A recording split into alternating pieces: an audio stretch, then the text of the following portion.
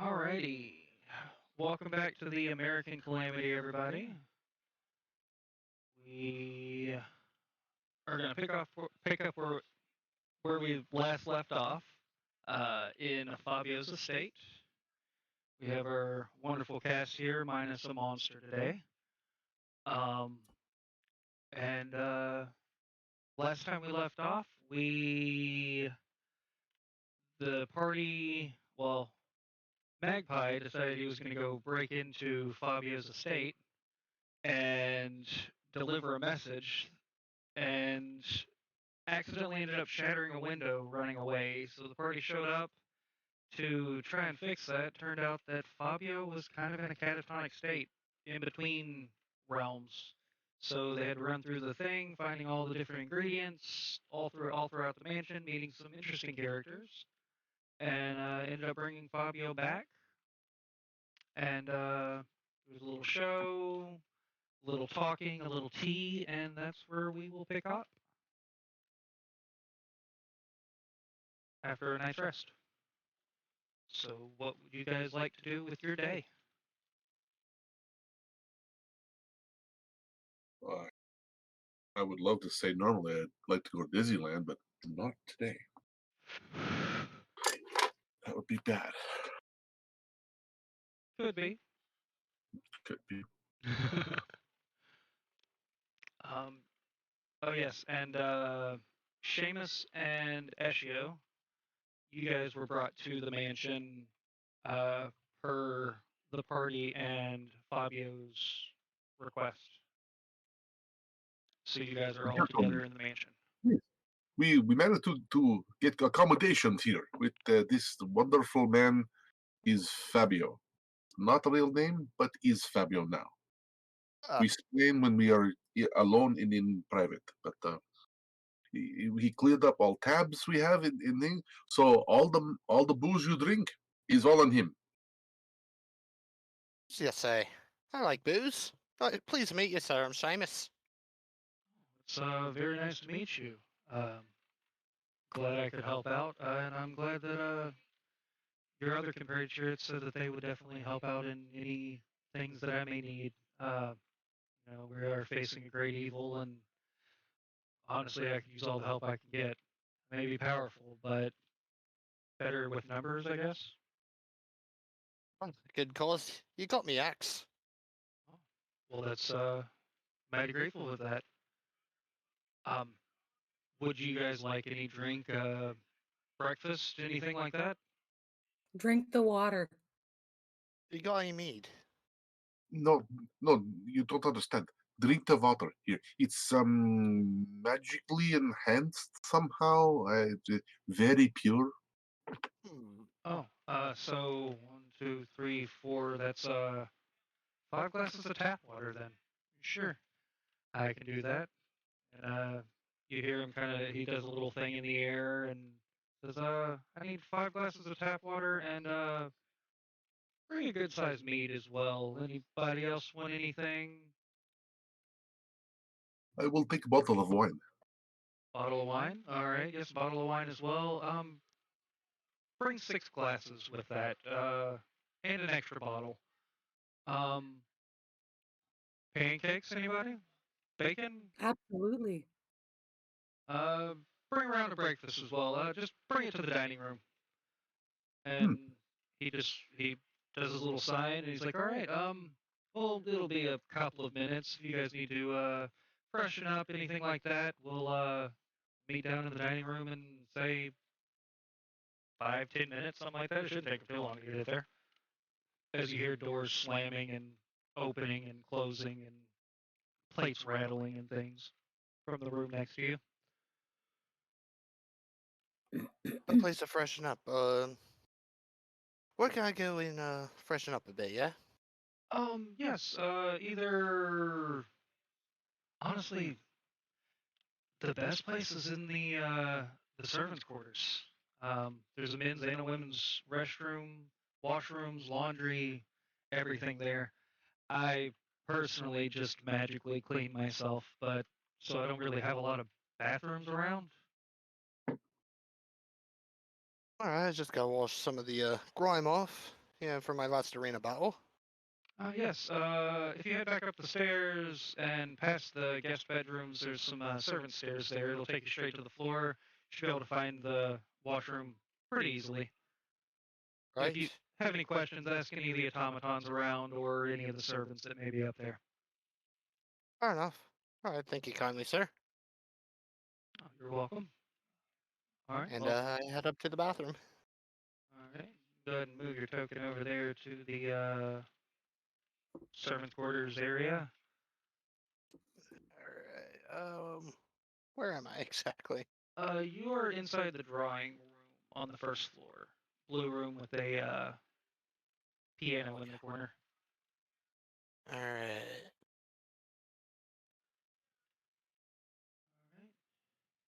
As you're in there, go back over anybody else, anything that they'd like to do before breakfast? I'll wait. Shame it, and not shame it. Ezio, you look tired. You should go half nap. That's a pretty good idea. I think I'll go do that. Fabio, do you have a spot where I could go do that?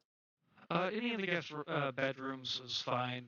The master bedroom, I do ask you stay out of there unless you have business there.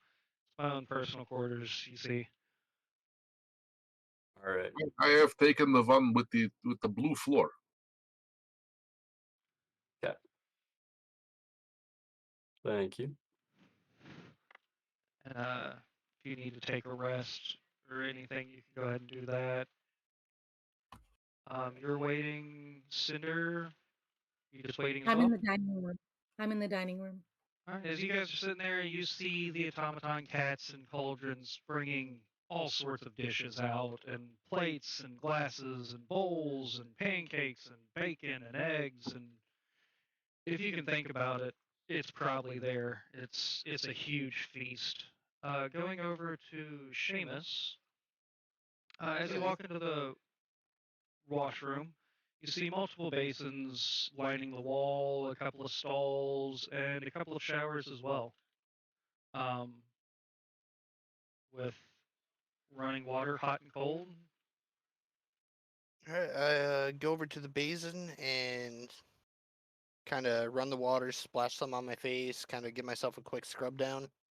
All right, as you splash water in your face and start feeling a little bit more invigorated, you feel ready for the day, maybe even inspired. You can go ahead and add an inspiration to your sheet. Okay, so is that like a bardic inspiration or just a regular? It's just a regular inspiration. It gives you advantage on a roll. Okay. And you wash off a little bit and everything, and as you're in there, you're washing your face, looking in the mirror, making sure you look all clean and nice, and out of one of the stalls comes a gentleman. Oh, I'm sorry, I didn't realize anybody else was in here. Can I help you? I'm just here to freshen up a bit before I head down and join the rest of my group. Oh, are you part of what's he go by? What's he go by now? Fabio's crew. The new people. Yeah, I guess you can say that. Oh, okay. Well, we're glad to have you here. If there's anything I can help you with, please let me know. My name is James. Pleasure. Now, I don't know if you've tried that water yet, but that water is something else. I wake up, I take a shower, splash my face, and I am ripping and roaring ready for the day. I've noticed it's got a bit of a interesting feel to it. Yeah. That's Fabio for you. He's a crazy one. Hmm. He's got some power. I think he might be a little bit more than just a street magician. Don't tell anybody though. Being a street magician owning this kind of house is pretty impressive. I'm assuming there was something up. Yeah, there's definitely more than meets the eye with that guy. Indeed. I'll keep that in mind. All right. Well, there's anything you need, just let me know. I'm gonna go back and start getting ready for the day.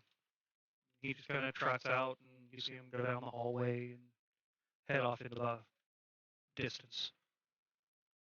All right, and after that interesting encounter, I head back downstairs to join the rest of the group. All right. Um, Eshio, as you're up there sleeping, this bed is extremely comfortable. It's probably the most comfortable bed you have ever laid on. Um, the blankets are just the perfect, cool, warm temperature. The pillows are nicely fluffed, and you get a really decent sleep. A few minutes go by, and you kind of hear a thing in your head saying, "Breakfast if you're ready for it." And Fabio, he goes, "All right, I believe breakfast should be ready if you guys want to head in."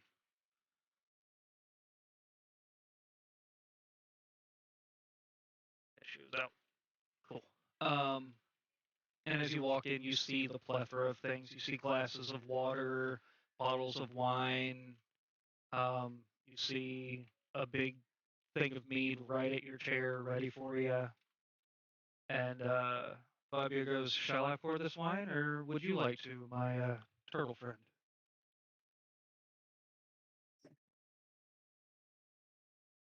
You're muted. That was wasted. I, I will most definitely pour this for everyone. Here, please, your glasses. All right, and you see him swipe his hand, and 5 glasses just move to you. That will never get old. I pour the wine for everyone.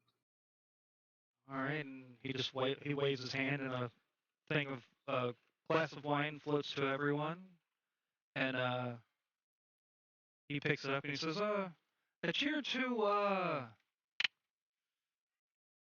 crap! I didn't think this far ahead. Hmm.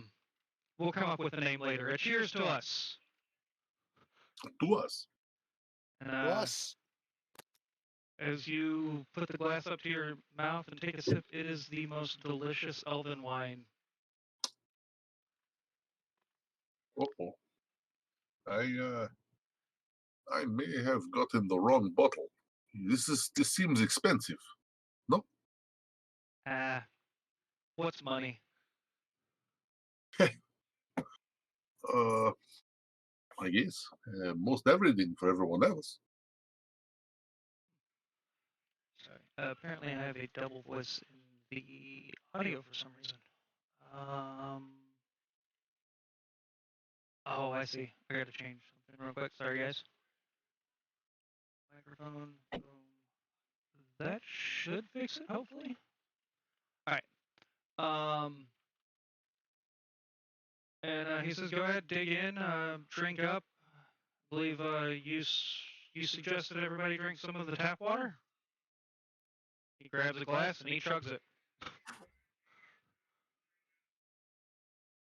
I take a sip as well. I take a sip as well. All right. As everybody takes a sip, you feel a little bit more healthy. This is some really good water, and you get 4 temporary hit points. Nice. And he says, "Yeah, some of my magic kind of leaches into the surrounding stuff, the water, the plants. It happens. I'm used to it. If you have any questions on it, I may be able to answer. Uh, I've been around a long time. I forget things." And he sits down and he's eating a plate of stuff. Anybody got any questions, topics of conversation they want to have before? I talk about possibly going to visit Olivia Brambledust. Just going to down and see her. Going to see her.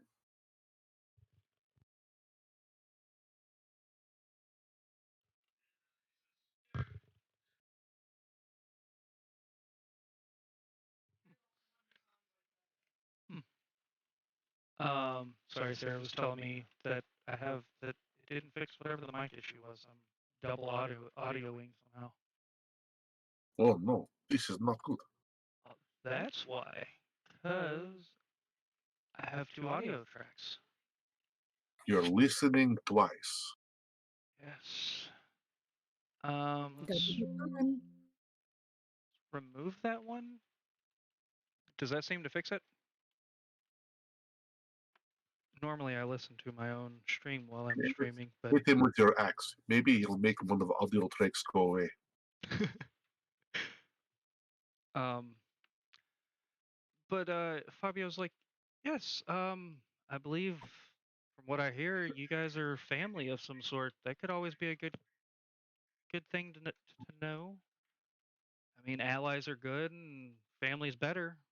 At least you can Absolutely. kind of trust family. Allies. Apparently Do that you fixed. have any odd jobs that Uh, need doing? I do have an odd book that I had in my library that I don't remember putting it there, and it had a voice telling me about something going on in town. Something happened. I think maybe sometimes spirits show up and they're just like they try to make me fix what they have going on, but I don't have time for that. Um, I mean, if you guys are willing to look into it, I mean, I could throw some cash towards whatever you may need to do the job. Okay. Um, is this book come with in bag of holding possibly, or something that we don't have to touch it?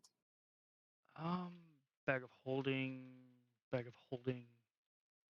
Oh, yeah, and he reaches down, and you see as he reaches down, a portal opens up, and he just reaches down into it and grabs it out, and he's like, "You mean one of these? I have like I 50 of them down here." yes, please. It Uh, will be good to carry everything what we have as group. sure, yeah.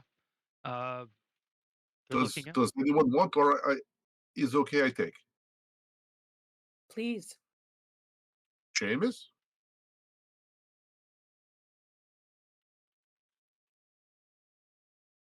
I take your non-speak. I maybe Seamus is too enthralled in beer. I'll let him. I'll Oh, keep on being sorry, my mic till was he up. wants. That's okay. You hang on. I will hang on to it. If you need it, let me know. I give to you. You can stuff your bodies and trophies in there. It's okay. It holds lots of space. Yeah, I'll take it. Okay, then you're in charge of book. I, I have more of them. Okay, then I'll take one too, please. There you go. Anybody Thank you. else? Like I said, it's kind of a mess in here. I have a bunch of just random things. Anybody else want a Why bag? not? Oh, here you go. Have a bag. Thank you. You're welcome. Be careful. Don't puncture them. And I don't know what's in them.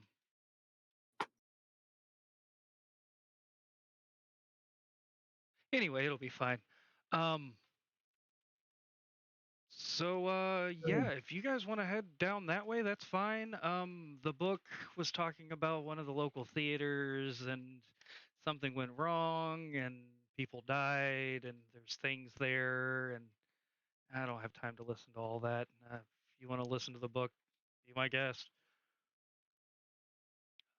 There's also I know there's a local bar in town. Like it's been a while since I've been here. I mean you guys woke me up. Um, they used to have different stuff on a board for things to do. Mhm. No, that is second place to look. If we thought if you had anything for us to do that you needed doing as a gesture of hospitality, we would do for you. Or sorry, I speak for everyone. I speak for me. If you need doing. Um, I need to get a hold of some of my contacts now that I'm back in well this reality. Um, before I know any more on the main mission, if I do hear anything, I'll let you know. You'll know it's me. I don't know if any of you You're a magic guy. You know, the telepathic talking across long distances, sending, I think is what it's called. Yes, I cannot do it myself, but I know how to what it is. Okay, if I come up with anything, you'll be the one I contact because it won't freak you out as much. Wait just a moment to acknowledge the fact that you said something about being in another reality. What's Oh that all yeah, about? yeah. I've been in multiple realities and multiple times. Times a little, wibbly wobbly. It. I've come from a time where magic was wild, and we came up with a way to control the magic and make it not as destructive in a way. I mean, in the wrong hands, anything's destructive. You look like you might know that. I mean, you're sitting on a weapon. Um, but I came to this world looking to try and reverse what your government or the old government, or is it the current government? Anyway, It I was would be old. old. Yes, the old government. They were messing with things way beyond their comprehending, and it released magic into this realm. That magic woke up something very evil, and I've been going back and forth on different timelines trying to stop that evil. This is the first one where you guys woke up early. Hmm. So maybe we have an advantage. I don't know what it means. I can't see all the timelines at once, unfortunately. I just have to kind of hop from place to place to place, and that's why I get a lot of things confused.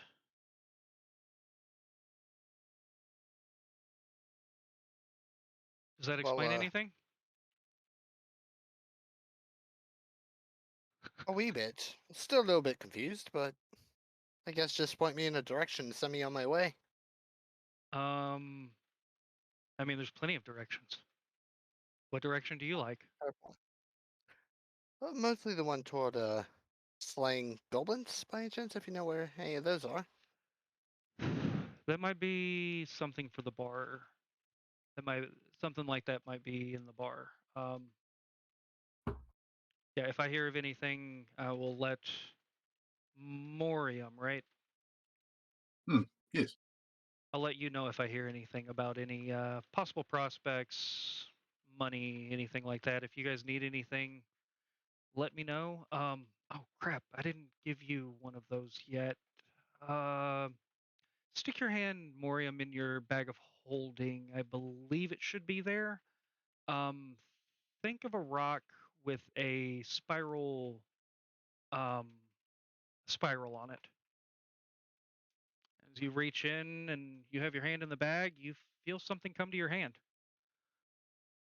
You pull it out, and it's a small stone with a little spiral on it. And he goes, I believe you guys call those sending stones. You can communicate with me, and I can communicate with you. I don't know if the other ones have those in them or not. I know you had one in the past, so that would make sense. Um, yeah, if you guys need to get a hold of me for any reason, you can use that stone, and you can contact me. Okay. He says, with that, I do need to go do a little bit of studying and get a hold of some people. Pardon me, I've got to go. And he gets up from this table and just straight up disappears.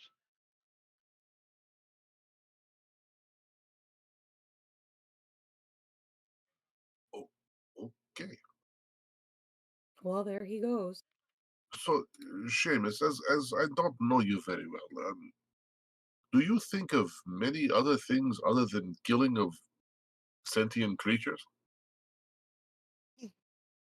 Sure. I like to whittle wood and chisel stone. Um, think of home a lot. Um, but mostly, yeah, getting elderly in my years, so find something to fight. Just generally looking for a worthy opponent.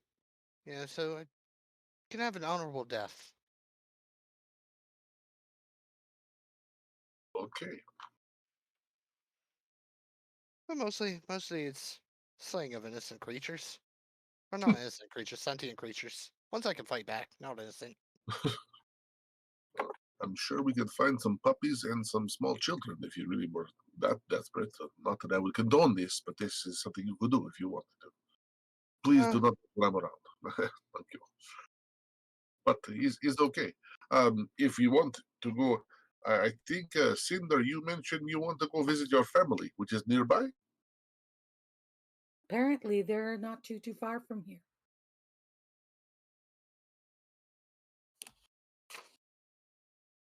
If once Ezio wake up, maybe we and after breakfast we want to go maybe check his job board and see if anything is in area. What do you say, Seamus? Maybe go beat something up on the way. Yeah, I mean, I beat something up. Yes. I'm not against beating up people that need beating, but personally, I don't.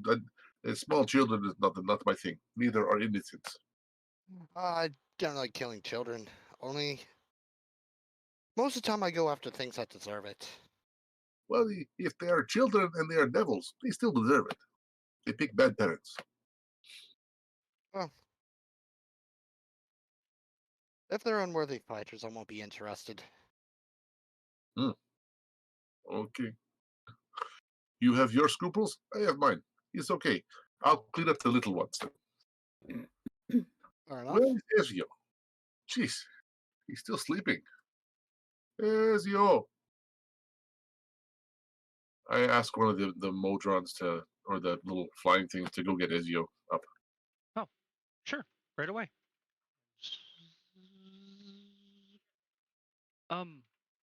You feel this metal finger type thing poke you, Ezio? I'll look over. Hi, what are you? Oh, I'm a creation of the master. I just do what I'm told. Um, I was told to come wake you up.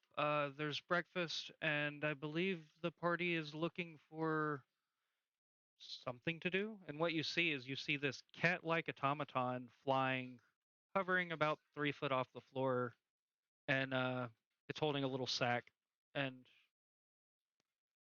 very non-threatening, but it's there. All right. Well, I guess I'll head on over there then. Oh, okay. I'll let them know you're coming, and he zips off. Yes, he should be here in a second, and he takes off back into the kitchen. Perfect. As you wake up, Hello, everyone. you feel extremely rested, by the way.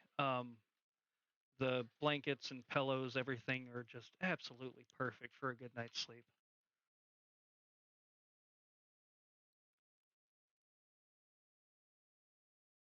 How's it going, everybody?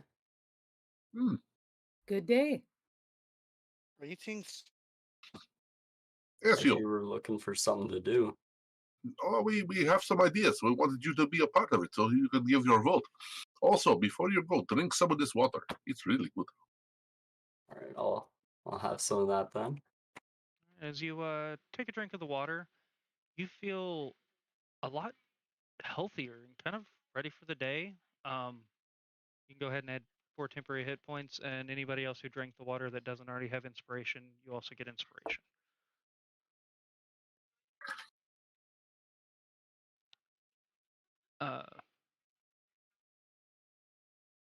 Yeah, and you feel invigorated, ready for the day, and a little bit more healthy.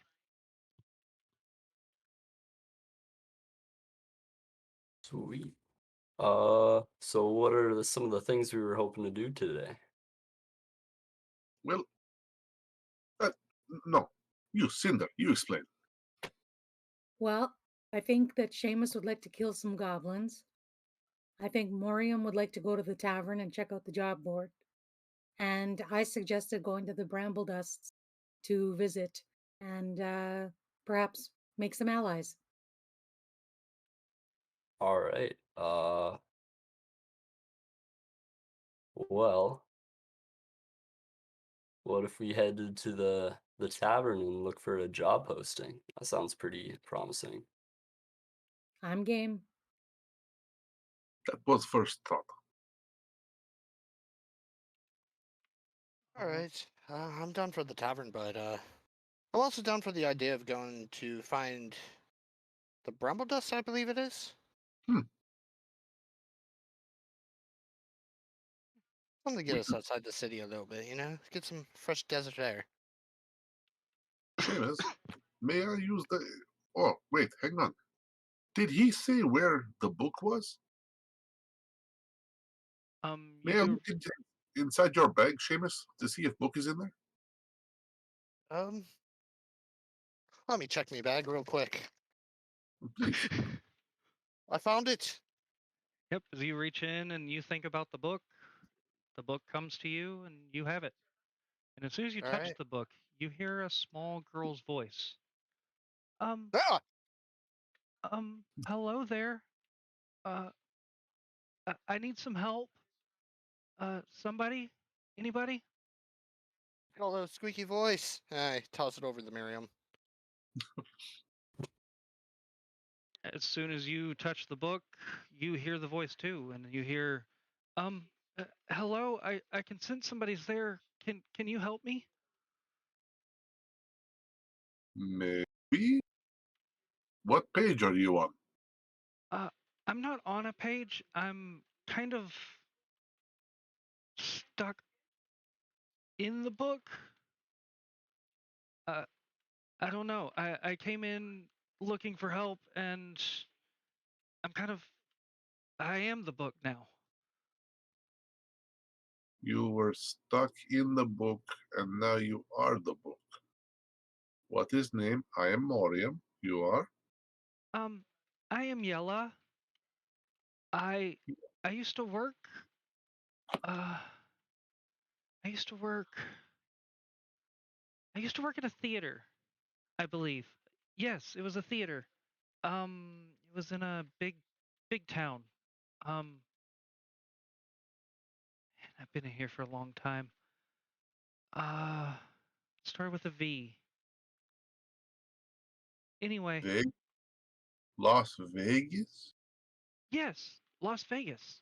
Um, it was a beautiful theater, shows all the time, and all of a sudden this guy comes in and starts waving his hands around. Nobody knows what's going on, and then next thing I know, there's zombies, skeletons. I didn't even know those were real, and they kind of just killed everybody.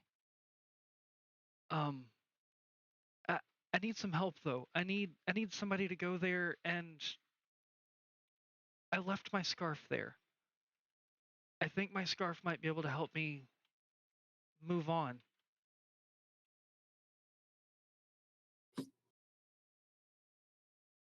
I don't know. It's Can something. you? Are you able to speak to everyone here? Um,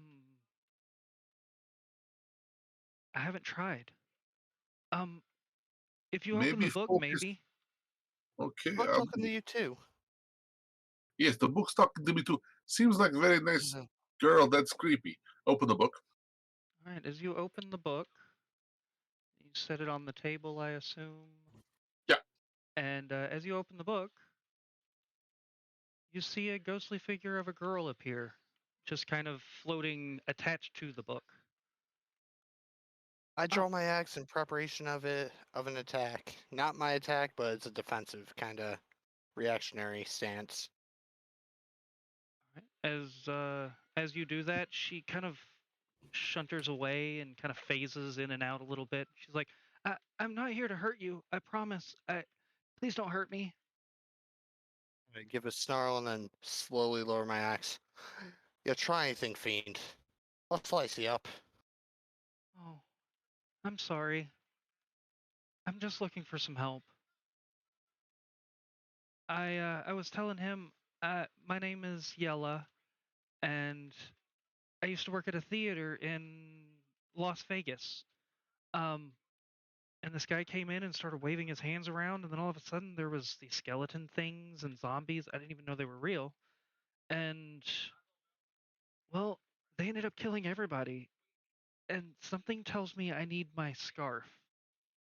I don't know what it means. I don't know what I'm thinking. Maybe that's what gets me out of.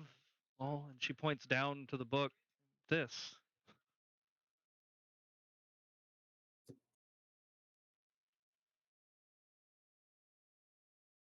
Yes, you remember I think there was theater in town when we came into town, was not?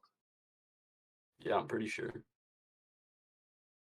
The Regal Theater was one of the places that the guide pointed out. Yes. The Regal Theater. Glad Maybe you can tell us what your scarf looked like. Oh, it was a beautiful yellow color. Had little flowers on it. Um, I love that scarf. My mother gave me the scarf. It sounds lovely. Oh, it was. I wore it everywhere. It was always on me. Since a child, my mom gave it to me. Well, I mean, I am a child, but it's been a long time. I say we help this lady out. I was going to suggest maybe we help lady and then go see your relatives. Hopefully there are down. skeletons and zombies and something for Seamus to kill before he hurts someone or something. He's a We little have bit. just a. Excuse me, though, Miss Ghost thing. Sorry if we have a minute. Sure. She points over to the turtle. Do you mind closing the book, I guess? And she just says you close the book, she disappears. Are we sure we can trust her? No. But sounds like good excuse to go kill something. I suppose. And also help if there is shred of truth here. Skeletons and zombies aren't a good thing to be left, roaming around anywhere, even if locked inside a building. From what I know, anyway, I've only seen a few in my whole life. I spent most of time in circus. I don't get me wrong. I enjoy a fight as much as the next dwarf, but when it comes to ghosts, I don't know. It just something about them just ekes me out. They're just more energy trapped on different plane. I'm not going to explain. I talk to ghosts like I talk to people that give me powers, allow me to cast spells. I talk to them like this. So I know I'm not so wondered, afraid of them as much as some people. So they don't bother me. I say we trust her for the time being, and if she double crosses us, we take it to her. Oh, I have ability to hurt the thing if need be. Not that I want to. She seems nice. She was afraid of your axe. That's the thing. My axe can't do any damage to a ghost. I mean, it'll go right through You him. But have you ever personally swung your axe and killed ghost?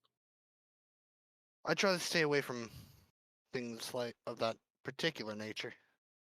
Well, it's probably a good idea, but it as stand, I would maybe like to not find out either because I don't think ghosts are a good thing. I think we I should also keep our don't. heads on a swivel. I don't think Fabio would put us in harm's way. Do you? No, That is a fair point. He has seemed to be quite helpful. if he wanted to kill us, he could have done so in 1,000 ways already, just for his amusement. So he seems nice enough, and All we right. have a nice happy place. So Oh, screw it. Let's go find out what. Let's go help her out, I suppose. Ezio, Honor what our do you say? ancestors. What are your thoughts? Let's help her out, and if she double crosses us, we can just burn the book or something. Oh, never thought of this. Burn book.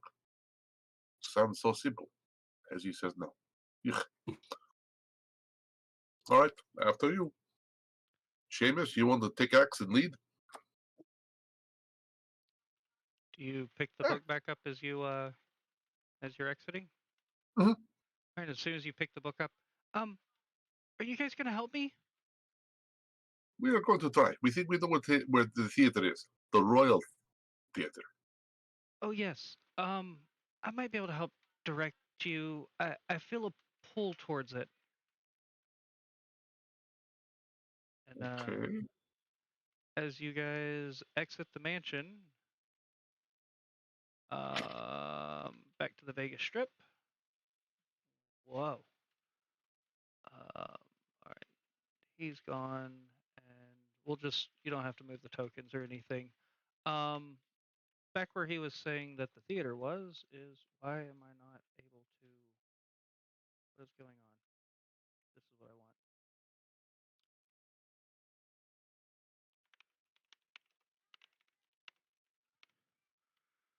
Royal Theater. Boom. White.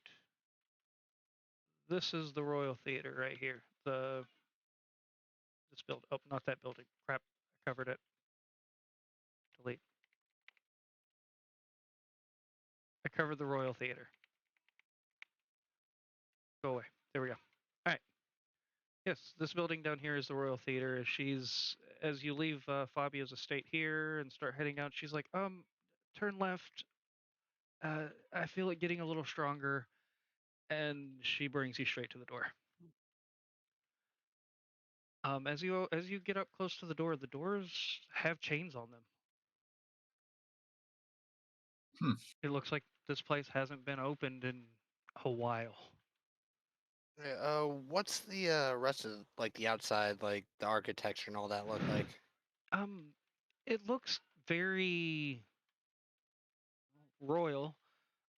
For that's the only way that I can think of explaining it. You see marble, but the marble's a little crumbled. You see what used to be a golden color to it, very faded.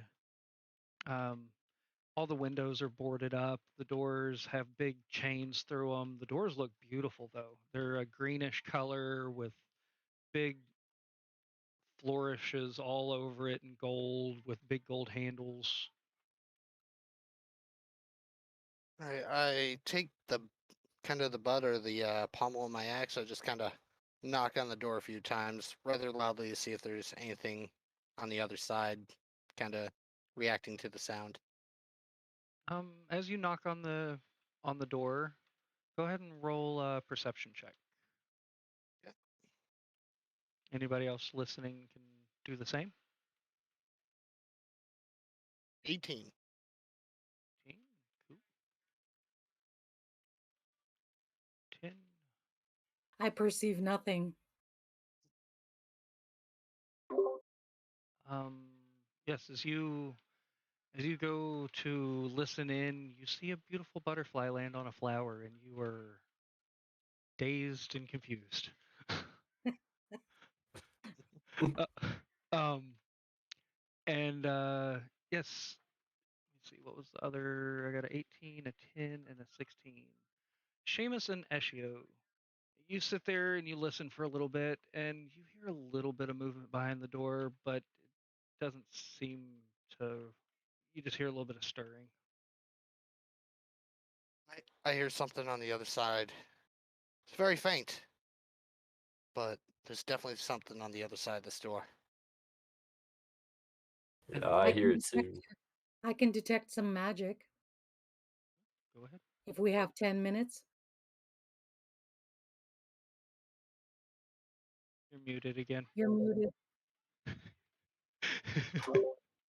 Now that we have let every one of the skeletons and all the zombies in there know to come to the front door for their meal, maybe we should go around back and try and get in that way Oh, without knocking the second time.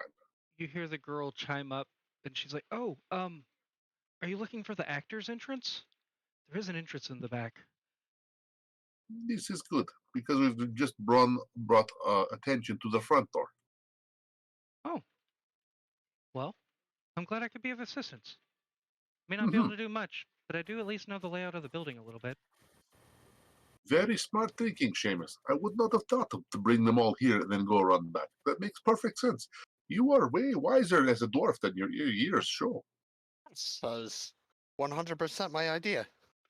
Mhm. Let's go to the extra. Let's go. Come on. As you guys head around the building, you look and you do see a couple of windows boarded up. See a couple of slits in those boards where they kind of cracked and stuff, and it's dark inside. It's really dark. And as you go around the back entrance, you see a couple of crates back there that's been demolished.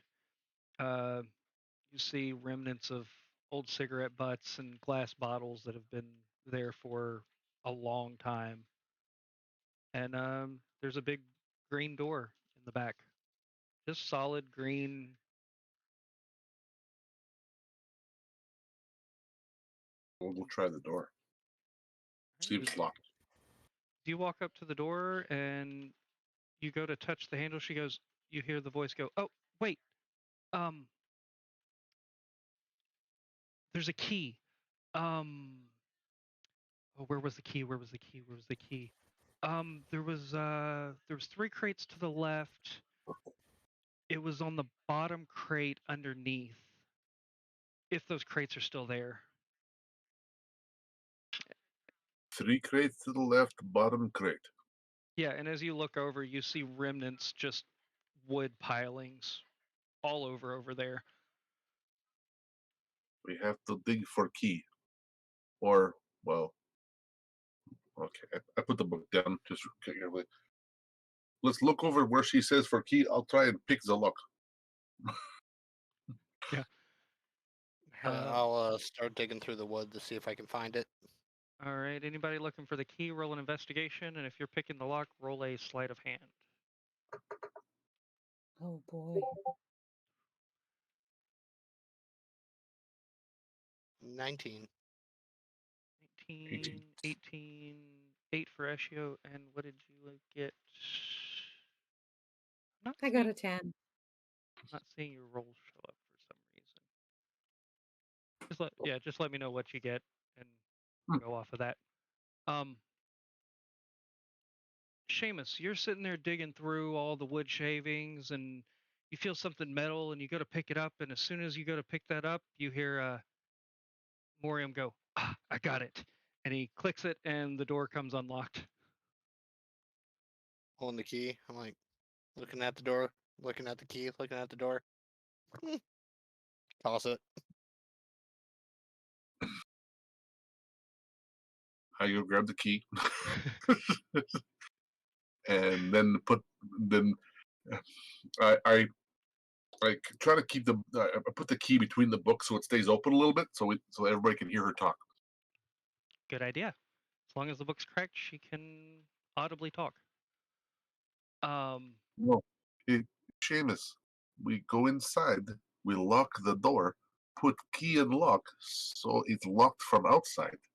But if anybody has to run, key is still in door. Most doors lock and unlock from the inside. What lock do you see? Every door I've dealt with has little twisty turny lock from the inside. Little. Oh, fancy dwarven locks. Oh, I've always seen ones with holes through. Keyhole. You peer inside, get lots of secrets. See lots of good ladies, half naked. No offense in there. I'm taking a look at this place. This looks pre-calamity, so this might have one of those old-fashioned locks. Oh, maybe. I don't know. You know about pre-calamity more than I do. I know about, where I was from. I've heard stories. I checked the lock. Is it got a standard Uh, run-of-the-mill lock with a pad with a click on it? this is a little. It has a padlock. It's just a regular old house lock kind of looking thing. Okay. But does it have to be locked with a key? What my Oh question. no, on The the inside. if you open when you open the door, you see that it doesn't have to be locked from. You can lock it with just a padlock up top, no key. Okay. It is a old lock. It takes a little bit of moving, but it does open. Mhm. Once again, you astound me. You are must be historian here because you know the ins and outs. Oh, but you are a good tactician because you've got all this set. I take my leave. Okay, I shut up now. You go because I am absolutely outclassed here. I grab my axe and just stay behind me in case something leaps out at us. Absolutely. And I head in. All right, as you guys head in, you see all kinds of creepy looking props. Looks like they haven't been used in years. Paper mache falling all off of them. You see mannequins and dresses and hats and all kinds of different little props and things used. You're in the backstage, in the prop room. She goes, um, now you went through the back door prop room. To the right's the green room, to the left is the stage. If you go up the stairs, you go into the fly space. I don't remember where my scarf would be.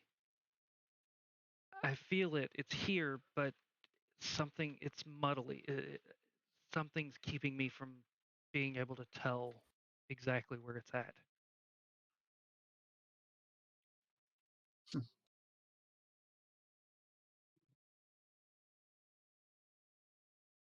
I suggest we just start looking at the place room by room. All right. I look for smaller costumes as well that are. Is there anything in here that is still in good shape for small people? Yeah, go ahead and roll a perception or investigation check.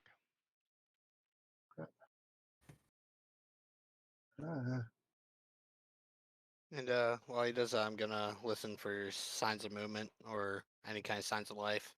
Nah. Go ahead and roll it.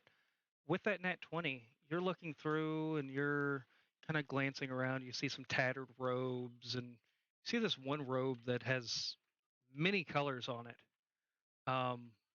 And it's kind of tattered and falling apart. But then as you look past that, you see a very white silken robe with gold trim. You also see a couple of wigs and let me roll real quick to see. All right, you also find two children's costumes. One's a lion and one is a jester. Okay. That are in fairly good condition. The robe is in good condition, but the other ones are they're workable. You know how to sew and things like that, and you can make it work. Okay. So a fancy robe and two costumes. Perfect. And a couple of wigs if you want them. Fantastic. Well, that's part of the costume, of course. Oh, yeah. Do you suppose that scarf is magical?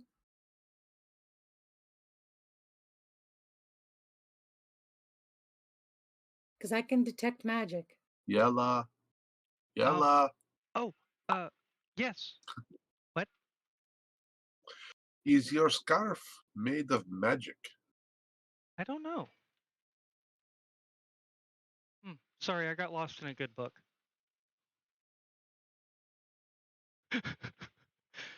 No. Books within books.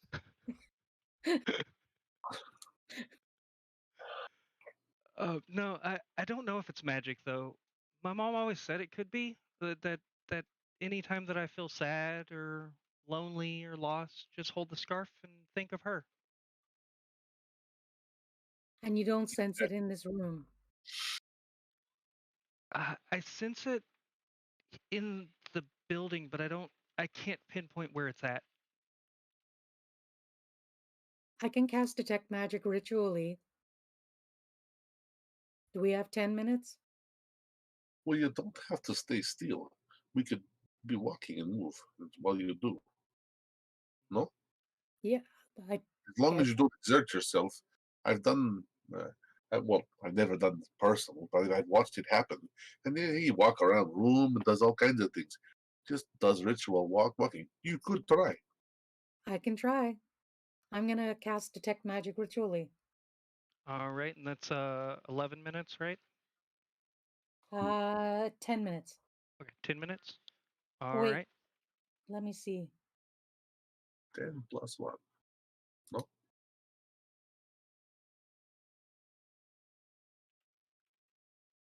Is it 10 plus 1? Okay, 11 minutes. Okay. You start casting that spell, and what are the others doing? You were listening for. What were you looking for, roll- Seamus?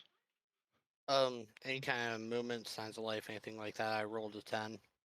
Um, at this moment, you don't really hear anything. You do know that there was movement up towards the front door, but back here, you don't really hear anything or see anything. Is anybody particularly good at sneaking around? I've been known to be quiet. Wonder if we should scout this place out a bit. Just see if there's anything here. I could do this, but if you hear a scream and a loud thud, it means I'm hiding in my shell. Come get me. Okay? Fair enough. I'll be right there. Okay. Not my favorite thing to do. Okay. If only there was a bird that was good at sneaking around, but isn't so No quiet. kidding.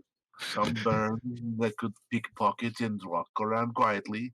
For a bird, he's very quiet. Okay, I will go. I'm gonna cast guidance on myself though. Okay. So, so I have a bit of a fighting chance. All right, and go ahead and roll a stealth check and tell me if you go left, right, or up the stairs. Okay, am I drawing a map here? Left is to the stage, right is to the green room, and up the stairs is to the fly space and scaffolding.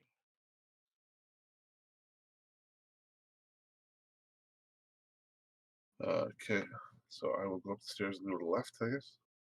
So you're going to go up the stairs to the fly space and scaffolding.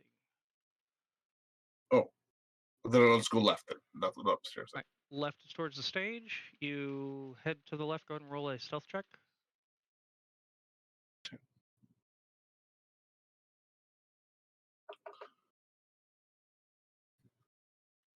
Second one in a row. Pretty quiet. You guys don't even hear him leave. He is so quiet. For a turtle, very impressive. um, and One more thing there. What? Oh, and as you start creeping that way, you're creeping along, and you go through a couple of curtains, and as you get through there, do you have dark vision? No.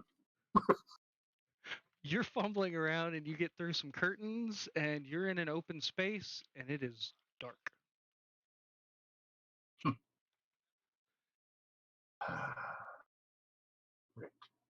You do.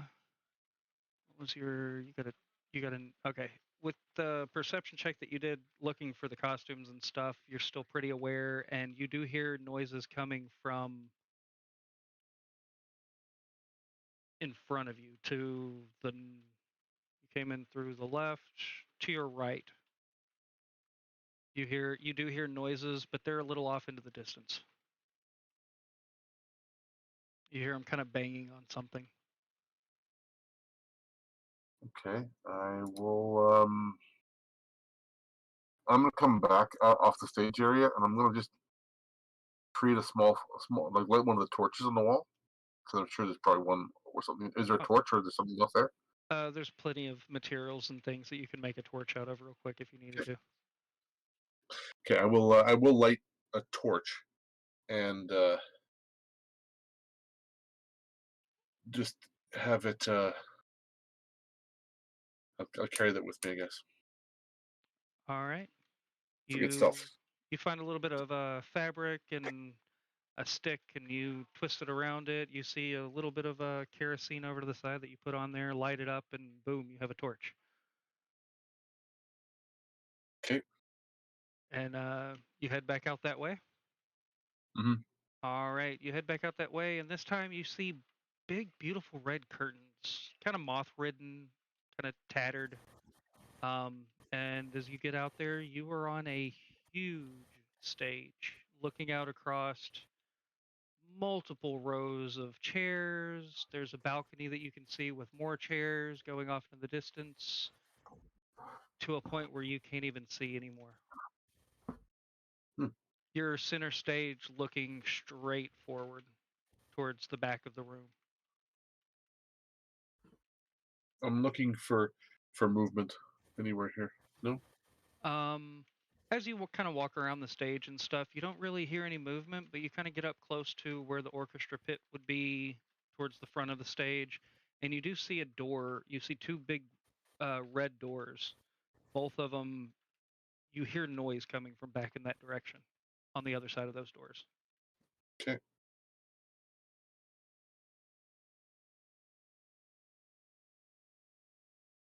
And that's what you see with like a preliminary glance. Sure. Okay. I'm going to do that, and once I'm done with that, I will make my way back and eventually relay it to everyone when I get back there. All right. About this time, I'm going to say that your 10 minutes up is up on the, or 11 minutes is up on the detect magic. How does, as you finish completing it, this shock wave of energy kind of comes off of you that only you can see, and you see a couple of points glowing. You see a point out towards the stage glowing, you see a point in the green room, and you see a point up in the fly space. You see a reddish energy in the green room. You see a whitish energy on the stage, and up in the fly space, kind of a blackish energy. Tell the party about it. To actually discern anything from it, it's a little faint from where you're at, but when you get closer, you'd be able to discern more as far as School of Magic and those type things. So there's nothing in my immediate vicinity? Nope, not in the immediate vicinity. Okay.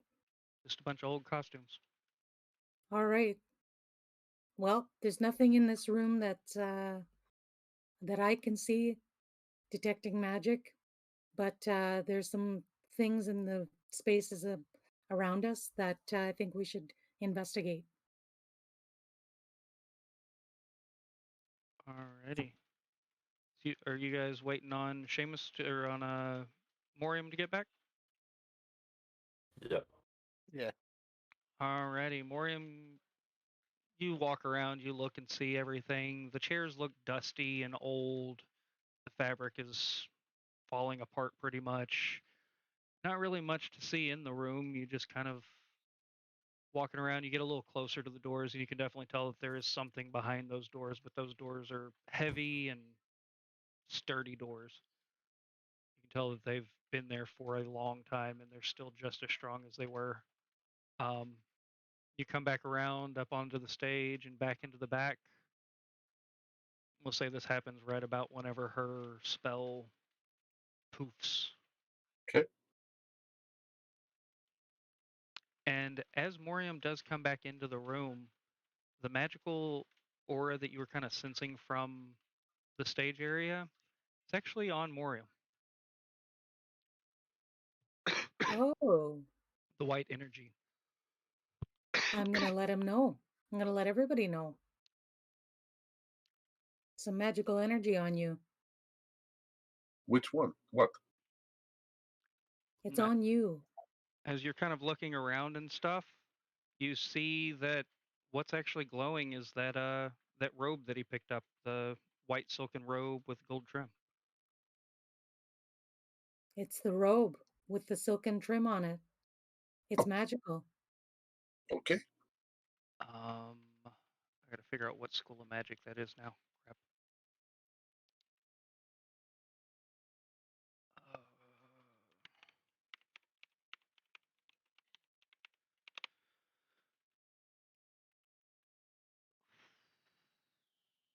where is it? I wonder if it fits. It's about your size. I'll put it on. All right, as you put it on, you can definitely tell that there's some magic essence with it. It might take a little bit of time to actually activate. But I you will can play with it when we stop again.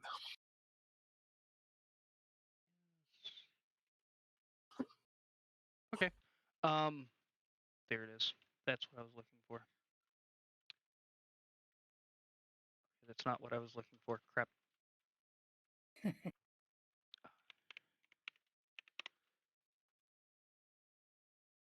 Where it is a. There's the spell that I'm looking for. It is Abjuration School. Abjuration. All right, I'm going to tell them that. All right. Okay. Thank you. And she relays the rest of the information as there's a blip up in the fly space and one in the green room as well. A red one in the green room and a black one in the fly space. We should go look soon. You only have a limited time with your spell, right? That's right. 10 minutes. I'll take the lead. Just tell me which direction to go. Let's head to the green room first. Yeah, I think so. All right, so I start heading in that general direction. All right, you start heading into the green room, and as you walk in here, the room's not green at all. It's just a wooden room. You see mirrors lining the wall. You see all sorts of costume jewelry and things all over the place on different hangers. You see old lipstick containers that are all dusty and crumbled. Lockers line the wall in this room as well, and a couple of changing areas as well. Can I see where the blip is?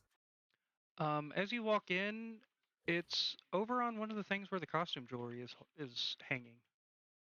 I'm going to go look around to that general area. All right, as you get closer, you do see a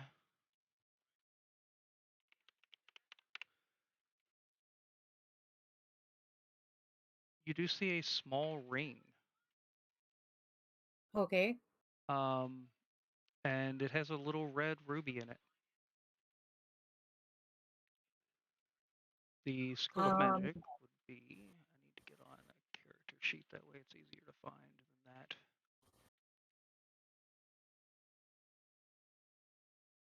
Should have already had all this stuff looked up. My bad. It's got a red ruby, you said? Yes, it has a red ruby in it. And it looks nice. It doesn't really match any of the other jewelry that's there. Okay. Is it all right if I take a look at that? Certainly. All I don't right, know anything about it yet. All right, so I'm gonna look at the ruby, and I'm going to utilize my stone cunning feat, which whenever I make an intelligence history check related to the origin of stonework, I am considered proficient in the history skill and add double my proficiency bonus to the check. All right. So, Go ahead and roll that. The I'll get him school. with. I'll go. Hey, before you look at that, here, touch my hand. all right, I touch his hand. I give him guidance. I help you concentrate here. I touch him, give him guidance. The Okay, School of so- Magic is evocation, by the way. Okay. So 3, which would be double my proficiency modifier, which is 2. So it'd be proficient, so that'd be 5. So let me. So 3 plus 5 plus a d4. Carry the 5. Yeah, so And you rolled a 3? 8 plus 3. So that would be 11. 11. The origin is a little lost to you. You can tell that it is pretty fine craftsmanship and that it's a real ruby. Alright, can I tell roughly how old it is? It would be probably about the ring itself and the settings would place it probably about 80 to 120 years old. Okay. So I relay that information and I hand back the ring. I say we hang on to this for safekeeping. Fine craftsmanship. Definitely very old. Could be of value, could be useful. Absolutely. All right.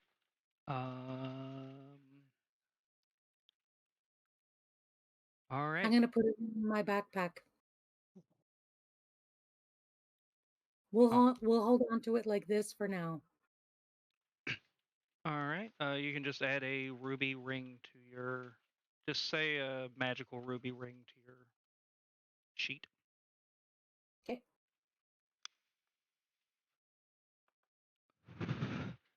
And as you're looking around here, anyone who would like to make a investigation or perception check to see if there's anything else of use. There are also lockers up against the wall. All right.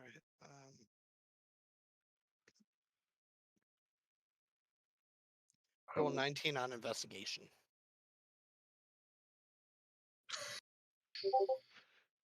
You are rolling nats tonight. 3 in a row. That's nuts. I need to check your IP address, make sure you're not hacking. No. All right. With those rolls, you look around and all the lockers, the locks are all rusted off and fallen off, and you open them up and combined all together, you find 80 silver,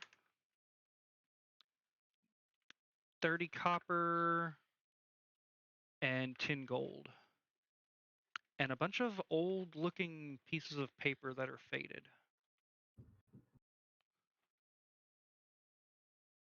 How much gold, sir?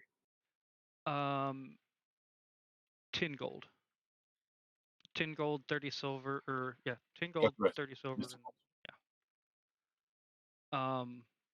and and you being the three of you that fell through into this world, you see the old looking faded paper and you can tell that this is old money. Huh. Can't tell what the denominations are, but you can tell that the paper and those type things, as you're feeling it, you're like, this feels like a dollar bill of some sort. What's a dollar bill? No, in our brains from our previous. Yeah, from your previous life, you can tell Right. that it's some type of monetary paper. Papier. And everything else, you see some tattered pieces of clothing and cloth and things like that. This stuff's been here for a while.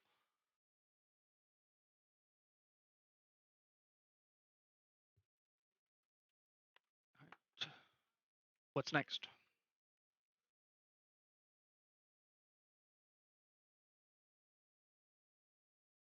Well, the next pull that I received was from the fly space. I felt a blip in that area, so we can go look there, or we can just keep going room to room, checking things out. Let's make sure we go to the places you've identified first. Then we can go room to room. My thought. Okay. All right. Just So, tell Seamus and tell Seamus's axe where to go, and he'll go there. Lead the way to the fly Or- space. Oh, you know, I'm sorry, Ezio. Not to make your swords jealous, you could lead too. You know. Right. I'll head on up there with Seamus. All right, Seamus and Ashio, this is a pretty wide space. You two are up front, and Cinder and Moriam are in the back. Yes. All right, as you head up this way, it is pitch black. It is dark. I light a torch. All right, you light a torch, and your magical sense is telling you that it's down the catwalk a little ways. You are getting a necromantic school of magic from that direction. Okay. I feel a pull in this direction, but it doesn't feels necromantic to me. I draw my axe. I'm ready. Let's go. Just in case. You never know. You never know.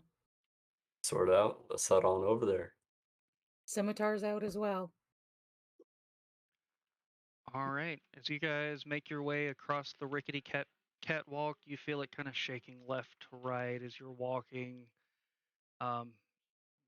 It's kind of a little dizzying. You look down and you can see the stage a good 80 to 100 feet down, and you're just walking across, and it takes you a little bit to get from point A to point B. And as you get over there, you run into a small pillar. And on this pillar is a black gem. Stone cunning. Stone cunning. So you go up and touch the gem. I go over and touch the dwarf. Oh, I'm just examining it using a history check. And I'm going to touch the dwarf. You're going to touch the dwarf. All right, There's so it. roll, and you can roll a d4 and add it to it. Okay. So that would be plus another 2. That is going to be, so it's double, so plus 47, carry the 5, add 12, and I got a 4. All right, so 11 Nice. plus 3 would be 14. 14. You can tell that this gem is very old. You can tell that this gem is black obsidian, and it is Obsidian. very rough. But Volcanic in nature. Igneous, I believe. Does anybody have any kind of... Is this magical? that is It's definitely where the telling me- necromantic, and it's strong. It's telling me it's magical. Necromantic in magic nature. I mean, should we destroy it? Should we take No. it? No, we find out what it is first. It could still be good. We put it in the bag. We Would- figure out when we stop. Would Yella know what it is? Yella? I've never seen that ever. I don't know what that is. That shouldn't Besides be up being- here. Yeah. Okay. I'm just gonna pull out one of my short swords and just kind of tap it, see if anything happens. You tap it, and it feels like stone. I guess I'll grab it. You just grab the stone. Yep. All right, you touch the stone. I need you to make a Constitution saving throw for me. All right. 24. Good. All right, you only take 2 necrotic damage. How much? 2. 2? Okay, cool. It's only my temporary. All right. I'm gonna put gloves on and try and pick it up. Did we Alright. see him? Was there any sort of thing come out of it, or was it just direct? It Was was there just any sort? it was No. just direct. As soon as he touched it, you see him grab it, and you see him kind of shake a little bit from the energy. You said you put gloves on and go to grab it? Yeah.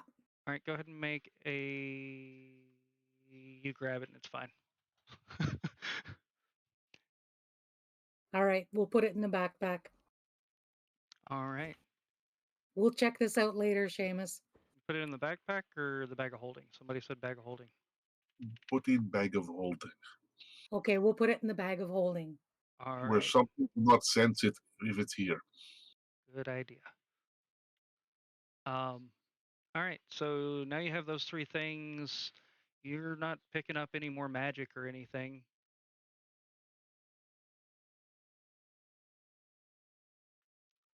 And you're up in the fly space.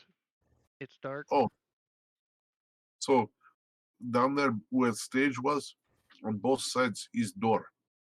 Noises coming from both sides of these doors.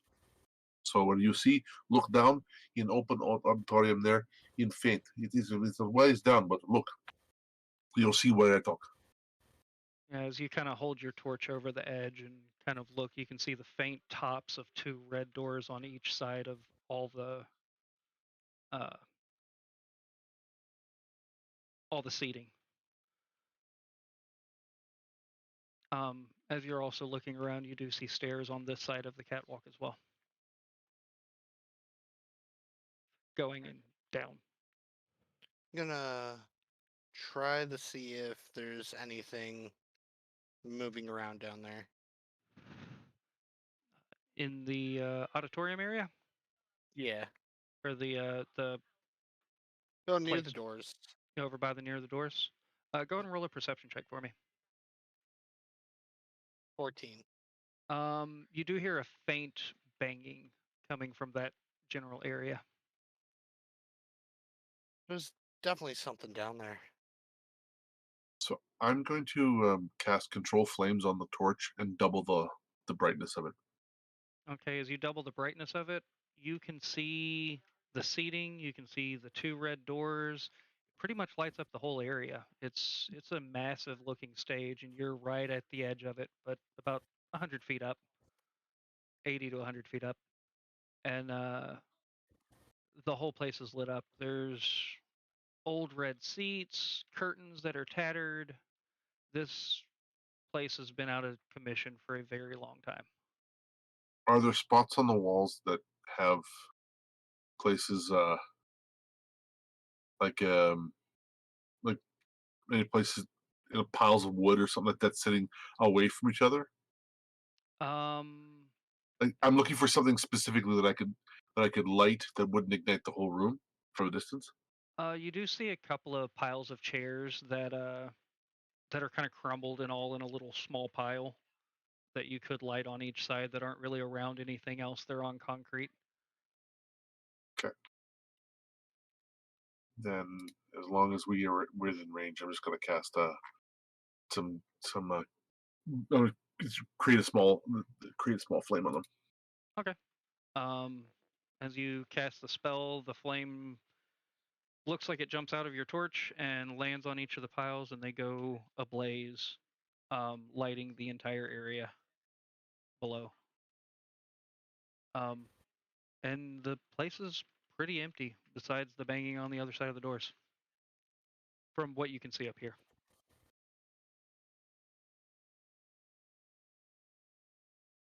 Are there ropes to get down, possibly, or? There are some ropes. They have been there a while. There is also the staircase over there by where you guys are at that goes down into a small area that you can see.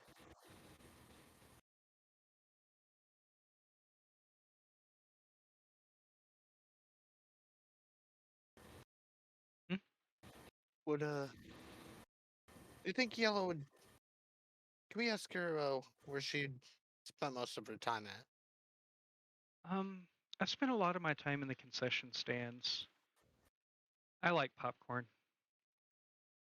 Do you know how to get there? Um, we're in the fly space. I believe those big red doors lead out into the auditorium. Or is where we're hearing banging from? You're hearing banging? Oh, that's scary. Well, crew, if we open those doors, we're most likely going to have a fight on us. So, unless there's another way around, do you know another way around? There's just the front door and the back door, unfortunately. Well, anybody have any ideas? open the door and I'll put a fire in front of it, and they can walk through it as they come to meet your axe.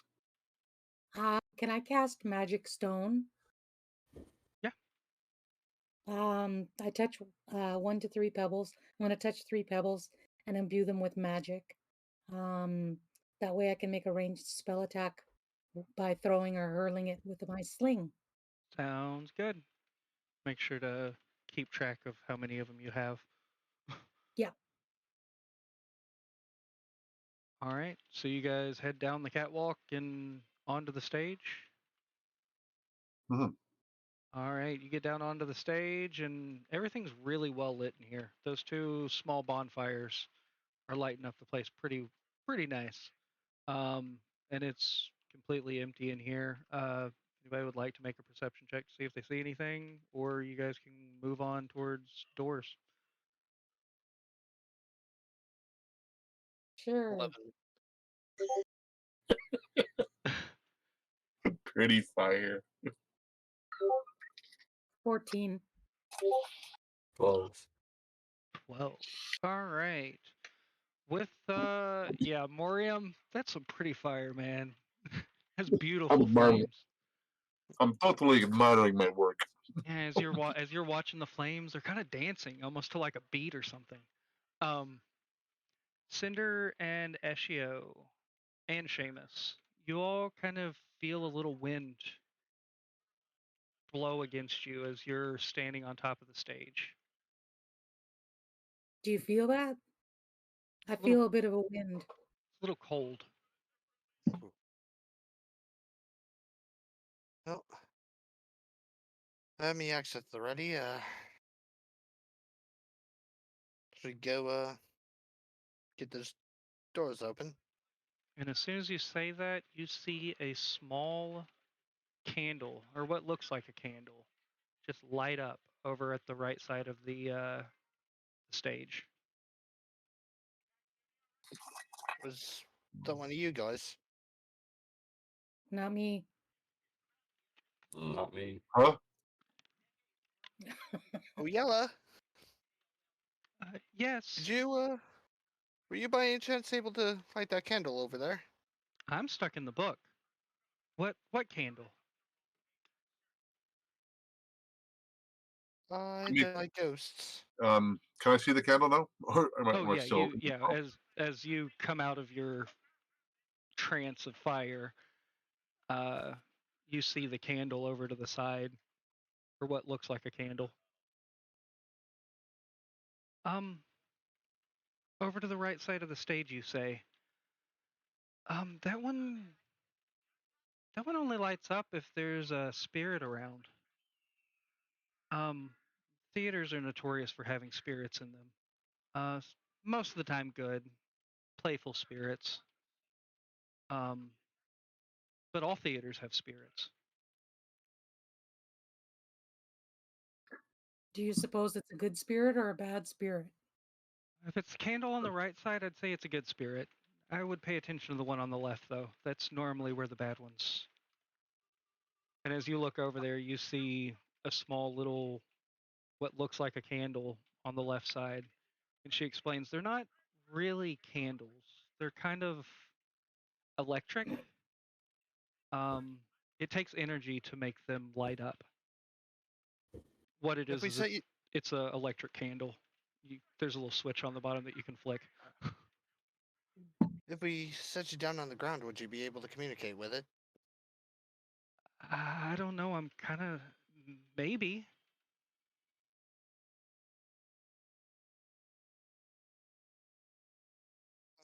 Miriam, can you try setting the book down on the ground, see if she can make contact with the spirit? Set her down. Sure. All right, you set the book down and you see the apparition of Yella appear, and she goes, friends, friends, um, are you good?" And she sits there for a minute. She's like, they're not talking to me. I don't know. Um, I mean, if they were bad, they would probably hurt us, but I mean, I see the candle lit, and as she kind of apparates and she kind of tries to lean away from the book a little bit, you can see the tether just pulling her there. The candle just gets a little bit brighter, and then she just kind of slings back on top of the book, and she's like, "Yeah, there's definitely something here, but I don't know. It's normally the one over there," and she points to the left. That's normally our whenever things start feeling a little dreary and sad and scary. That's the one that lights up.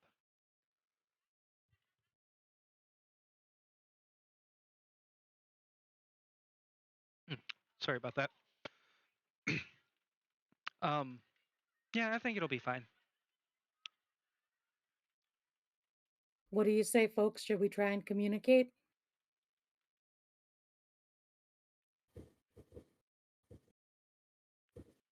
Absolutely. I suppose. Sure. What do you roll for that?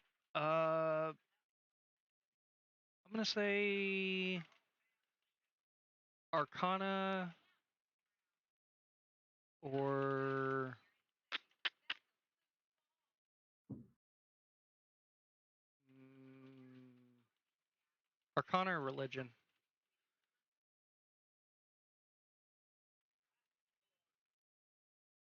Talk to Oh. ghosts.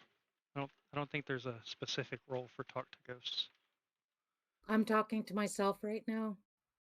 You are talking and you are talking and you are talking. I'm 21. gonna tap my head, give myself Hi, guidance. Cinder. How are you today? Oh, I'm just wonderful, Cinder. How are you? I rolled a 21. Any spooky ghosts out there? I got All 14. nervous and stuff. 14. Okay, that works too. And Eshio a 10. 10. All right, Eshio, you're sitting there and you're trying to focus and put your energy out and talk, and all you can hear is Cinder going, "Oh, hi, Cinder. Yes, hi, Cinder. It's nice to meet you. Are you doing okay today?" That's a pretty reflection. Yeah. Yeah. Um, and Moriam and Seamus, as you're sitting there and you're focusing and you're quiet, you kind of go into like a small meditative stance, still being able to focus and move and everything, but you hear a voice going, "Oh, I feel somebody. Hello?" Oh, they speak common, joyous. Hello? Yes. What are you doing in my space? I believe we came here for a scarf. Scarf. Oh, what does it look like? Are you familiar with a girl named Yella? Oh, Yella. She was a very promising girl. Would you like to Yes. speak to her? Oh, could I? Oh, scarf. Was it Yella's scarf? With flowers on it. Flowers. Yes, I believe it was draped over the popcorn machine.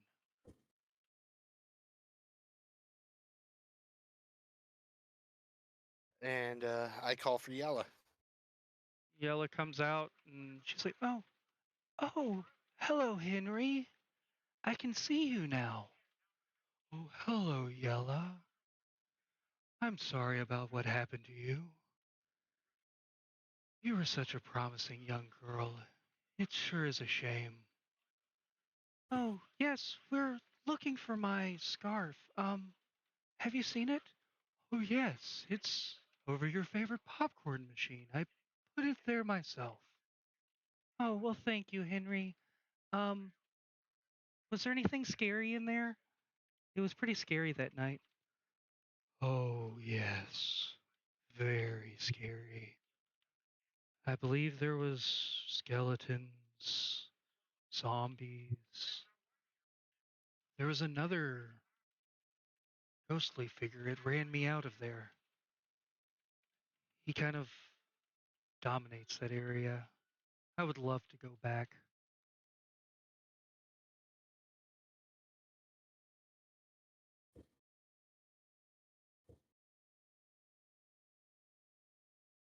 And that's pretty much the extent of what they're talking about. They're kind of giggling and things, and or she's giggling. He's very sounds like he's tired.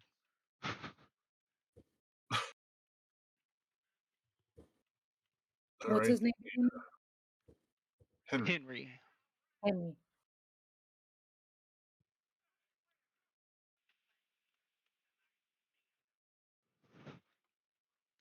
So there's skeletons, zombies, and he also said that there's some ghostly figure that kind of dominates that area, pushed him out of it.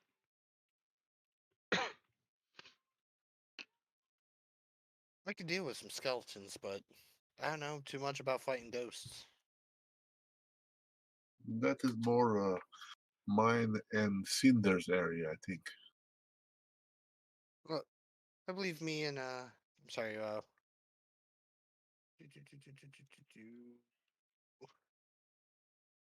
Oh man. Eshio? Yeah, I see. I believe me and Ezio. Ezio. believe me and Ezio can keep the skeletons off your backs if you I want to would deal with the ghost. please. Yeah, we can do that. Ghostbusters. Sorry. Do-do-do-do-do-do. Who are you going to call? No, really. All right. Yep. So you guys can lay any traps or prepare for opening the doors beforehand, or hold actions or whatever you want to do. You guys will have setup time. All right. I Hmm. believe we want to set the fire up by the door, correct? That way, when they come Well, in, there is thoughts like these too. We could either I could put fire there, or we could just hit them from distance as they come through the door. No? perhaps we do a mix of both. We put the fire by the door, we stand on the stage, and we hit them from a distance. And as they close in, that's when me and Ezio go in. Okay. Sounds like a good plan. I'm gonna cast Shillelagh. All right. Casting Shillelagh. Gonna Shillelagh away. No. Do I have the required? Yes, you do. It appears in your hand. Okay. Then I cast Shillelagh. Just so you're. All right. You cast Shillelagh. You ready a bonfire or Yeah, what? just I cast it whenever you want to. All right. Whenever you open the door, and who's opening the door and running like hell? I'll open the door. I can open the door and hop away too.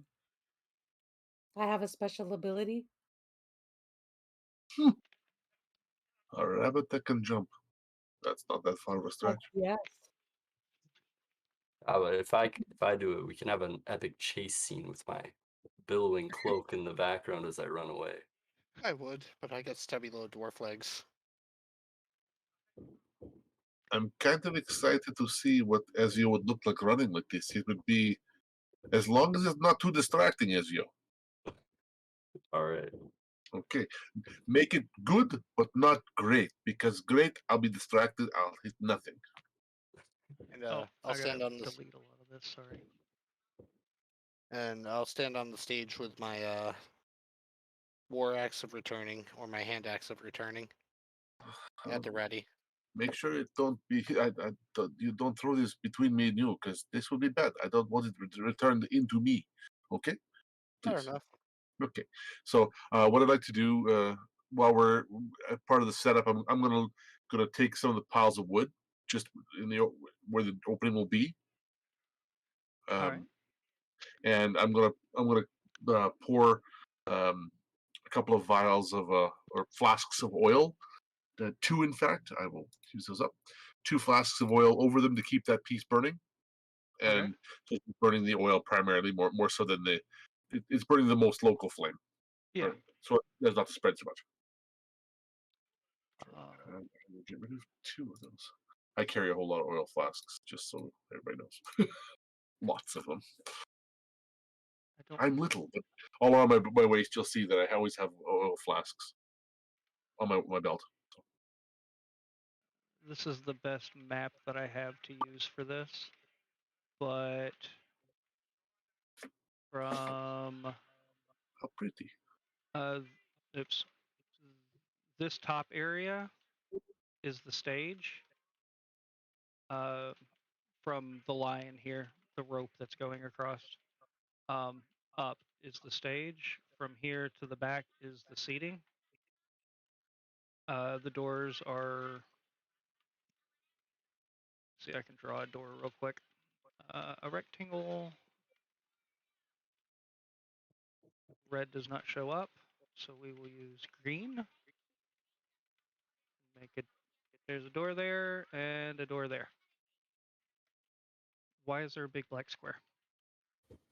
That is the stage, no? Oh, Oh. yes, sorry. I was like, where did that come from? No, I screw up now. Oh, sorry. There you go, big black stage. Oh, good. See, I make stage for you. I try to be nice. I was so confused. I thought something messed up. I was like, where did a black square come from? I was trying to be nice. Well, thank you. As far as bonfires go, you can go ahead and draw that on there. We'll say that happens as soon as the door opens, but that way it's there. Using orange or whatever color, whichever side you want it to be on, whichever door you decide to open. Character tokens, I will drop those as well. Boom, boom, and boom. You can position yourselves where you would like to be. I make bonfire in blue because otherwise, you not see it. Yeah. Unfortunately, I didn't create an actual map for this, but I think it would be, since there's a lot of setup and stuff, it'd be easier to at least have some type of map. So bonfire in front of that right, so stage left. Stage, sure. That door.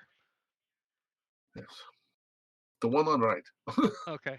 So you create a bonfire there. Yeah. Yeah, where the bonfire is where the door is. I made too big of a square. Do this and Okay. then do this and then do. What the heck? That is not what it was supposed to do. It's just these two squares. These squares. Right there. And I'll re-scribble a blue there for you. And these two squares here. Problem with trying to prep real quick is I'm a little everywhere. Bonfire. All right. There we go. So I moved forward because that's where the distance I can cast from. Okay. Because the map is massive. Yeah, it is a very big map. I'm gonna light the bonfire and then I'm gonna head back a little closer to the table. Since you're using the oil flasks and things, is it only a 5-foot square for a bonfire? 5-foot square, yeah. Okay. If you wanted to make it a 10-foot square with the time to prep and everything, you Okay. could go ahead and have some extra lumber there to make it a little bit both of those spots. I'll give Sure. that to you since you're using oil and things to make it bigger.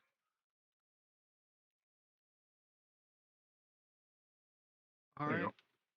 go. And once you get set up and everyone in I their will places, I will burn 4 flasks and do it this way. So it gets all of that. Everybody coming through. sounds good.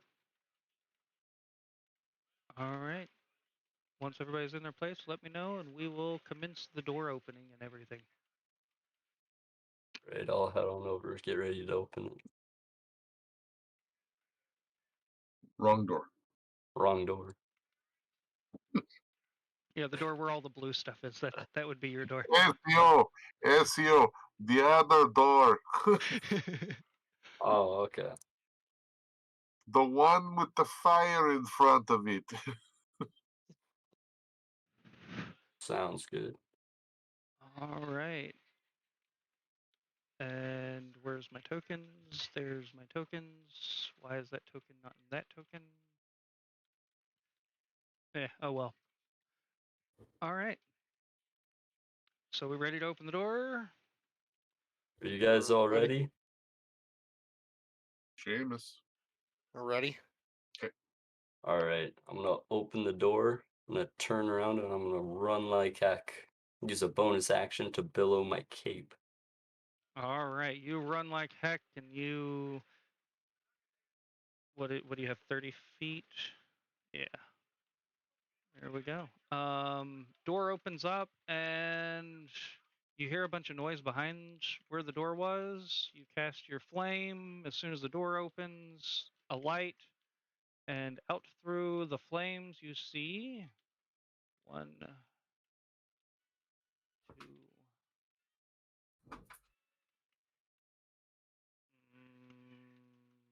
What? I'll use this because I don't have a zombie. All taking, how much is it? D8. D8. All right. If you want to roll. Dex saving throw to from. Oh yes. Yeah. Zombie dex -2. Natural 8 on the dice. Skeleton +2. That's a 1 on the dice. Other skeleton. That's a 4 on the dice. So I have a feeling they all missed their dex save. Yeah. Shall we roll D8 or then? Yeah, go ahead and roll d8s. Ooh, good. 7. Zombie. SKEL1. That way it's a little bit easier to keep track of. SKEL2. All right. Zombie Bones. 45. All right. So 7 damage to each of them. Mhm. All right. Anybody else want to do anything with your surprise round? Yeah, I'm gonna throw my hand axe of returning. All right. Roll to hit. Okay. Which one you hitting? No. The guy up front here. I think Skull he's the 1. only one within range. Yeah. All right. All right. So this would be. That would be. How do I make this a dex throw and not off my strength? Because I am throwing it. If you roll it off the sheet, it should come up as on the plus. It'll take the right one. Okay. Oh, Oh, no, excuse me. that's I not know. it. No, it'll be a thrown action, right? Yeah. Just do a d20 plus your dexterity modifier Proficiency. and your proficient in hand axes. So yeah. Okay. Let's see. So 7 plus 2, so 9. 9 to hit at the Skelly Bob. That misses. But it does Alright, so return back. Oh no. It doesn't return back to your hand because it didn't hit its target. it just goes flying off into the distance. Yeah. That's- It's a homebrew thing.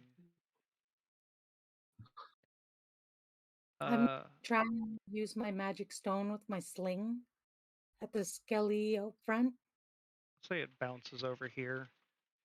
It does hit a shield, but it bounces. All right, sling at the skelly at the front. Yes, sir. See if I can actually roll. A 16 to hit. 16 hits. So it's 1d6 plus 4, which I'm assuming is a custom roll. Oh, what Uh, a crappy roll. D6 plus 4. For the stone, Mm, it's 1d6 plus 4 damage. So 5 damage? 5 damage to Skelly 1. Yes. Alrighty. He's already looking a little hurt, and he is on fire. All of them are on fire. Go ahead and roll initiative for me.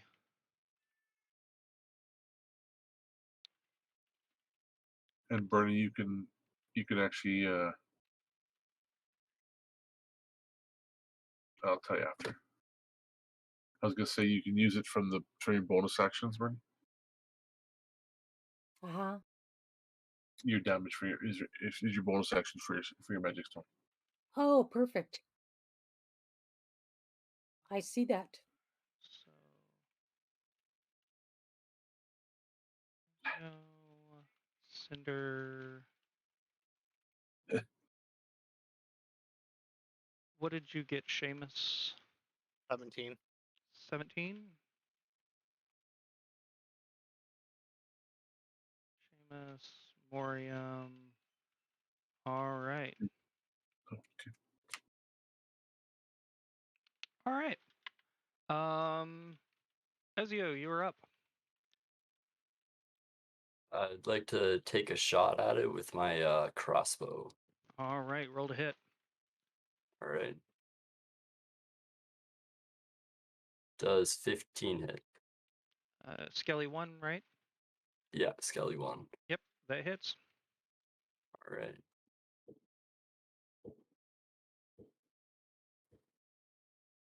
Nine damage. 9 damage. All right, that skeleton gets hit by the crossbow bolt and shatters. Good. Sweet. Take them up. Boom. Nice shot. Thank you. All right, anything else for you, Ashio?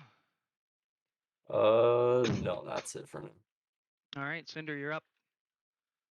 I'm going to use my um sling again All right, at Sling. the next one that's closest. So I think that's a skelly as well. Yes, that would be Skelly 2. Skelly 2.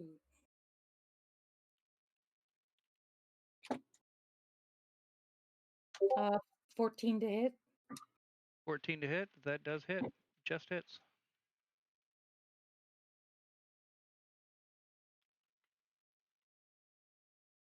For 9 points of damage. All And that's right. magic stone number 2. All right. Oh, duh. Easy math, and I can't even do it. He's looking really hurt and still on fire. Anything else for you, Cinder? Excellent. Nope.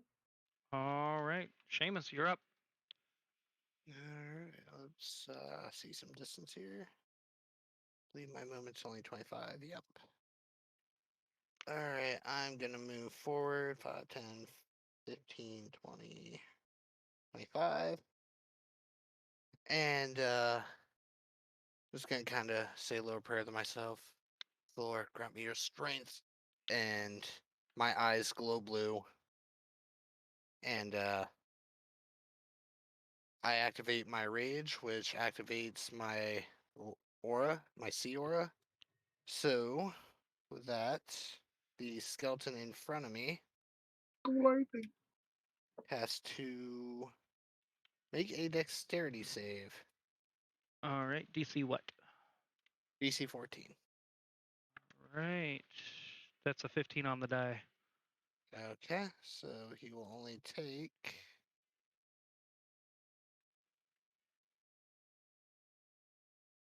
0.5 damage because I rolled a 1.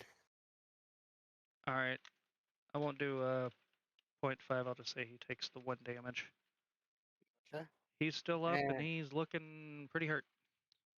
Okay, and then I'm just gonna swing with my great axe. Swinging. 18. 18 hits. All right, for 7 damage. All right. How do you want to do this? I'm just gonna kind of slash vertically and shatter him. All right. As you slash vertically, his bones get scattered across the floor. All right. Is that it for you, Seamus? Yeah, that's it. All right. Morium, you're up. All right. Colby. Okay, so I am going to cast. What do I cast on? Probably just Mind Sliver. Mind Sliver on the zombie. What's the save on that? Intelligence 15. Oh, he fails.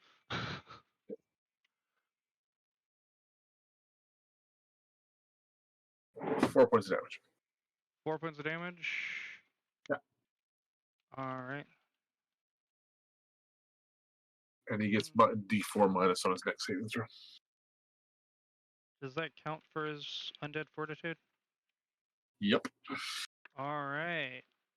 Well, that's a 20 on the dice, minus a d4, minus 4, so that's 16. And he falls to the ground and starts getting back up. Actually, no, that would be on his turn that he gets the undead fortitude, right? It's at the end of each. It depends how you want to run it. You can run it with where it's total round damage or damage by person. Okay, yeah, I'll do on their turn. They get relentless endurance, so I'll re-roll that on his turn. Okay. Anything else for you? No, I'm good. That's it. All right. Now then, D6 for fire damage, right? Because he's on fire. Only if they end their turn. When they enter there, or if they end their turn there, which means he's going to start his turn in there. So yeah, he'll take it on the start of his turn. Go ahead and do that. And 6 points. 6. So, all right. Relentless endurance. Oh, okay. Minus 4. Yeah, it doesn't matter because he got a 5 on the die. The zombie is burnt to a crisp. Does that end your turn? Yep. Yep. Alrighty. Now it's the mob's turn. Out of the flames, you see. Lost my tokens. You see another zombie come in. Another zombie come in. And flying over top. I don't have another token. It's not the same check. But you see this ghostly figure fly in, come over this way.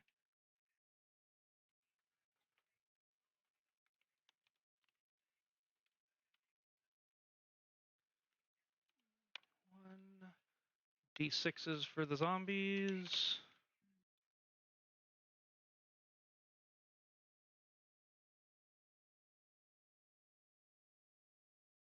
Yeah, D8s. 1 point of damage for each zombie. Not stellar. It's damage. Mm-hmm. And also 1 point for the ghostly figure as well.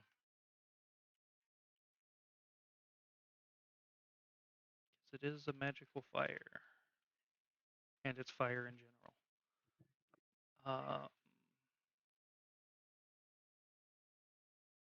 All right. So these zombies come through, and that's where they end up. The ghast ends up over here on its turn, and you hear it say, "What have you done? Where is my crystal?" And that ends its turn.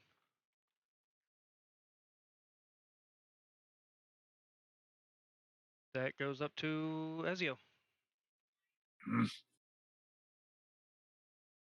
All right. I would like to take a shot at the zombie with my crossbow. Did I put 1 on both of those? Yes, I did. It's supposed to be Z1 and Z2. Which zombie are you shooting at? Let's shoot at Z1. Alrighty. Z1. This is a 10 hit. 10 against the zombie? Yes, it does. Zombies might. You might hit a zombie. Right. Got 8 damage. Alright. Anything else for you on your turn? Think I'll move in closer, about 30 feet. Alright. All right, that's it. Alright, Cinder, you're up. 2 zombies and a Going ghost. I'm going after Z1 with my magic stone. Alright. Sling away. 16 to hit 16 definitely hits. for 8 points of damage. 8 points of damage. How do you want to do this? Wow. Let's just get him in the guttural area and just slice them in half. Alright. As soon as you see the rock enter in through the stomach and it hits the spine, and you see the thing just fall into 2 pieces. Excellent. Alright, Z1 is out of the picture. Alright, anything else for you? No, sir. Alright, Seamus, you're up. Okay, so is there a fire right here in this square? Fire in that square? Oh. No. Okay. So I'm going to move forward. And I'm going to slash with my great axe. Slash away. 24. And is that coming up on the whatchamacallit bot? On the Everbot? Yeah, I'm pretty sure I imported my character there. I'm not seeing it there. But 24 definitely hits though. Okay. Hits a zombie. Yeah, I saw you import it, but 7 damage. All right. Still Okay. standing. Then- He's looking a little hurt. Then with my bonus action, I'm gonna use my aura. All right. And he'll have to make a dex save of DC 14. Dex save. All right. That's a 2 on the dice. Roll your damage. Okay.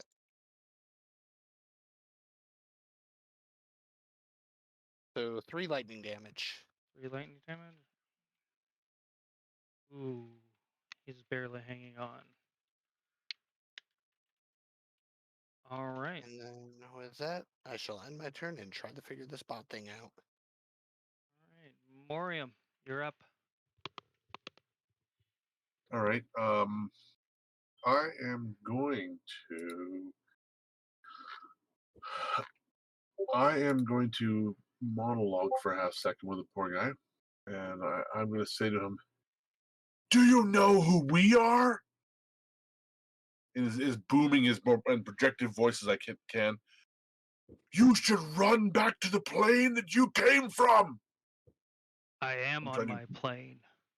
I'm trying to intimidate him. Roll an intimidation. All right. Oh. Puny 7. little turtle. You hear in an even bigger booming voice, "This is my plane. This is my house." And I cast Mind Spike. Mind spike. DC what save? Oh, it doesn't matter. He rolled a Wisdom. 1. That's nice. Ooh, good. Holy crap. Cool. All right. That's serious. That's some serious damage. He is definitely in the red. And he can never become hidden from me. For the next hour, anyway. Oh, wait a minute. I read his armor class, not his hit points. He's in the yellow. Not red. But that is a lot of damage. Mhm. All right. Does that end your turn? Yes. All right. Zombie is up. Fire damage? No, he's not in it. Zombie? He's out. Zombie's in it. No, he would have walked through when he came through the door. That's it. Oh, okay. All right. Then zombie is going to slam attack you, Seamus. Okay. Does a 19 hit? 19 does hit. All right. That's for 6 damage. Okay, so raging that will be 3 damage. Yep. Oh, you're right. Okay, good. All right. So, And through the fire and the flames, another skeleton appears.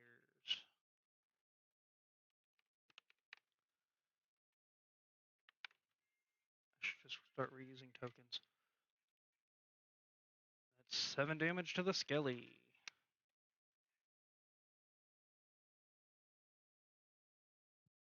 He's already looking hurt. And then the gas turn. The ghast. He's going to come Going- after my house, I'm sure. Yeah, he's going to fly. 4, 5, 6, 7.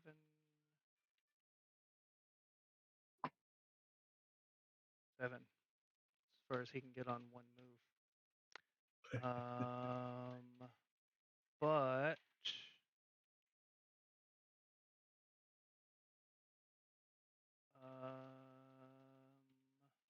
I do need you to make a DC 10 Constitution saving throw. Oh, fuck. Nope. 6. All right. You are poisoned until the end of his next turn, or till the start of his next turn. I'm going to use my favored by the gods. If I fail the saving throw with or miss with an attack roll, I can roll 2d4 and add it to the total, possibly changing the outcome. Go for it.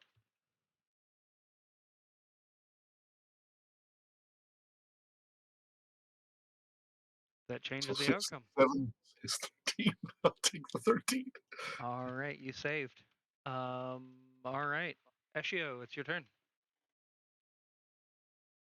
Sweet. Okay, where exactly is the bonfire? Where can I step? The bonfire is up against this. It's Ezio, back here. Oh, it's just there. Ezio, come kill this thing.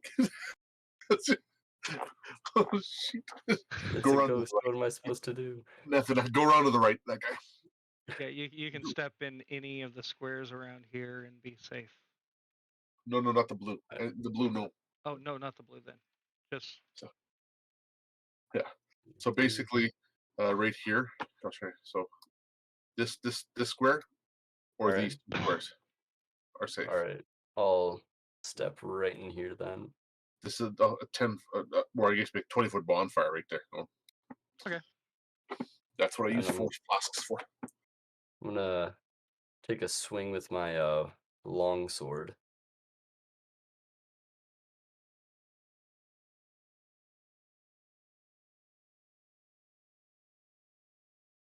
Does 26 hit? against a zombie. Yes, it does. It's a nat All 20. right. That is a nat 20. All right. Oh, it's a nameplate. For That's where it won't damage, disappear. It is a nat 20 night. 16 damage. Holy crap! Crit. He goes down. What does that put him at? Let me see if this is even. That is SEO smash. SEO smash. So that's he goes down 6, 21, I believe. and he has a what is that based off of? I'm looking at the wrong sheet. That's why I can't find it. Okay, yeah, he goes down. As far as you know, he's dead. Sweet. All right. I'll end my turn. All right, you end your turn. That brings us to Cinder. I'm gonna cast Guiding Bolt on the ghost. All right, guide and bolt that ghost.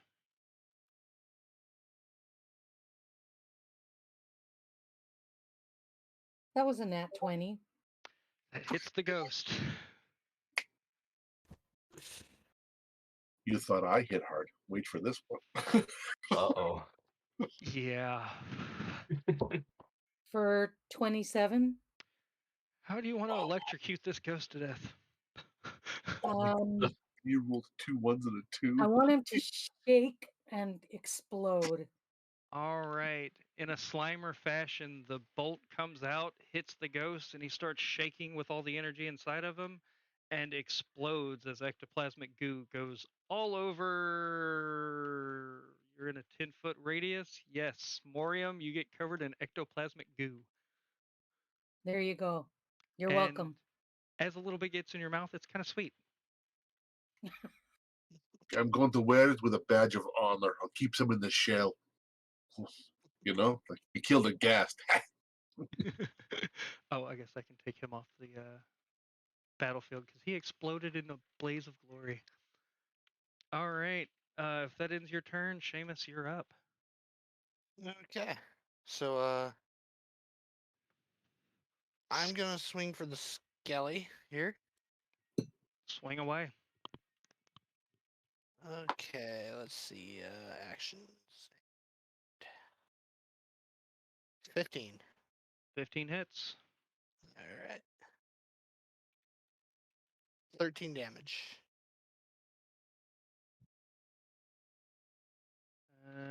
How do you want to do this? I'm just going to I don't know, probably just hit him. I'm gonna do kind of like a diagonal swing, just shatter him. All right. He smashes into a million pieces. And then I think I'm gonna stand here with my axe at the ready when the zombie, or if the zombie decides to move. But no, I'm not gonna do that. I'm just gonna stand here. All right. Morium.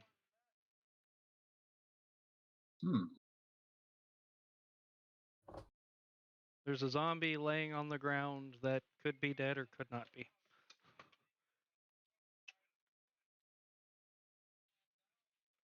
So if I probably not enough time. I'm gonna move 10, 50. I'll move my full action, and then I'm going to, just to add insult to injury, I'm gonna just hit it with the mind spike or mind sliver. Sorry, Mind intelligence. Sliver. It Intelligence. automatically fails because it's technically dead at the moment. Okay. And then I will hit it for 4 more points of damage. The lifeless corpse. All right. That's a auto crit too, right? Yeah, that would be an auto crit. 10 points of damage. Okay. How do you want this thing to explode? Because there's no way it can it can relentless endurance that or whatever. I'm just gonna have it shake, shiver, and leak out its eyes. All right. As you cast it, you see the thing just start kind of twitching and twitching as its eyes pop out of its head, and it lays there lifeless on the ground. Undead fortitude, not relentless endurance, but yes. You knew what I meant. All right. And this brings us out of combat. Oh, I'm going to pick up my axe that I threw. All right, you pick up your axe. and I will douse the remaining flames here before they cause problems. All right, douse in flames. It will take me at least 4 turns because it's 1 per 5 Okay. or 4 rounds. We're all right. We're out of combat. So, what would the rest of you like to do while Morium is dousing flames? I'm gonna go check out the corpse of that ghost if there is one. It's right here. It's all over Morium right now. It exploded. Okay. Check the shell. It's on the back. You can scrape some first for your testing later. Right. I'll go ahead and unhide these tokens because they are. Make sure there's not any behind any of the other ones. They all got piled at the door. That was a good plan. There you go. All right. There's all the tokens. All of them dead. They didn't come alive. I'm gonna walk over to this door and open it. All right. You got to open the door and it opens. There's nothing on the other side. Okay. Am I able to see the concession stand from here? From there, it's kind of a small hallway going through there. All right. I let everybody know the rest of the way's clear. All right. Cinder, Eshio, what would you like to be doing? Like to head on over to the door, take a look on inside. Yeah, Alright. I'm down with that. All right. I'm going to say about this time the fire gets put out. Yep. So there's no fire anymore. Oh, there's also a skeleton here. I forgot to unhide. Erase, erase, erase, erase. Fire is gone. Sorry. Oh, still fighting that. You look down the hallway. It's completely clear. You guys can roll perception checks if you would like.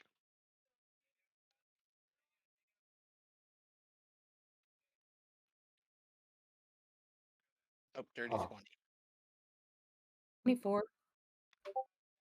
Eshio, this is probably the first time that you've seen a ghost, and you're a little freaked out. You're still a little in Morium. You're 20 total. covered in goo. No, 20 total. Oh, you got 20 total. Oh, I didn't see that was a custom roll. Okay, so 20, 20, 24. Cool. All right. You guys listen real closely, try and see if there's anything else down there, and you don't seem to hear anything coming from the hallway, from down the hall. It does look like it opens up into a bigger room on the other side. Not as big as the room you're in. You can see the back wall.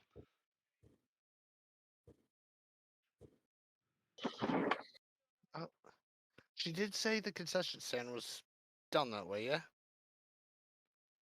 Yes, it should be as soon as you get down at the end of the hall, make a left, and it's kind of in the middle of where these two doors are. I say we proceed. All right. Agreed. You guys head on down there, and you get into the other room, and everything looks kosher and fine. You see the concession stand there with a popcorn machine, with two popcorn machines. One of them with a yellow scarf with flowers draped across it. She goes, "Oh, that's my scarf."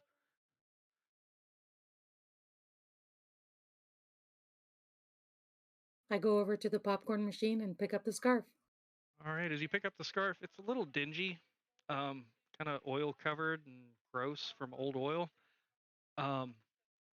She's like, "Yes, yes, that's my scarf. Can I have it, please?" What do you say, folks? Should we give her the scarf? Isn't that what we came here to help her for? Of course. Just hope she doesn't turn into a white or something. All right. As you lay the scarf across her ghostly hands, it falls through, but as soon as it hits her hands and falls through, you just hear this, "Thank you," as she disappears. And the book is no longer enchanted. Oh. She's gone. You can tell that her presence is gone. So we get to keep the scarf. Scarf is laying there, yeah.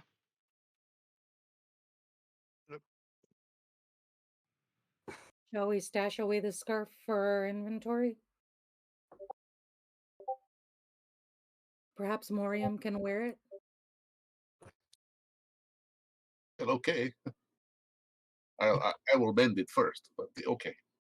You know what? In her honor and the fact that it is part of the theater, I will make it part of my costume. I'll make it into a bangle. Sure, thank you. All right. As you wrap around the scarf around your wrist, you feel a little bit lighter. Okay, works. And once per day, you can cast the levitate spell. Super. Okay. It's a ghostly scarf. It gives you the levitate spell once per day. You'll have to make an item for it, or I can make one later. Okay. Perfect. And what time is it? It is 10:23. You guys good ending here, or do you guys want to continue? If this is a good spot to stop, we could just stop here, pick it up next time. Yeah, I know some people have to work and stuff tomorrow, so I just wanted to make sure everybody was still good. Yeah, I'm good for either or. Fine either way. I'm okay for another few minutes anyway. Maybe call it maybe 30 minutes, and then that should 10 o'clock or 11 o'clock your time. Yeah, sounds good. Yep, All right, it's so almost 11:30 here. you guys finished the you released the girl from the book, and the world is yours. What would you like to do? I would like to just go through, check the offices of the place.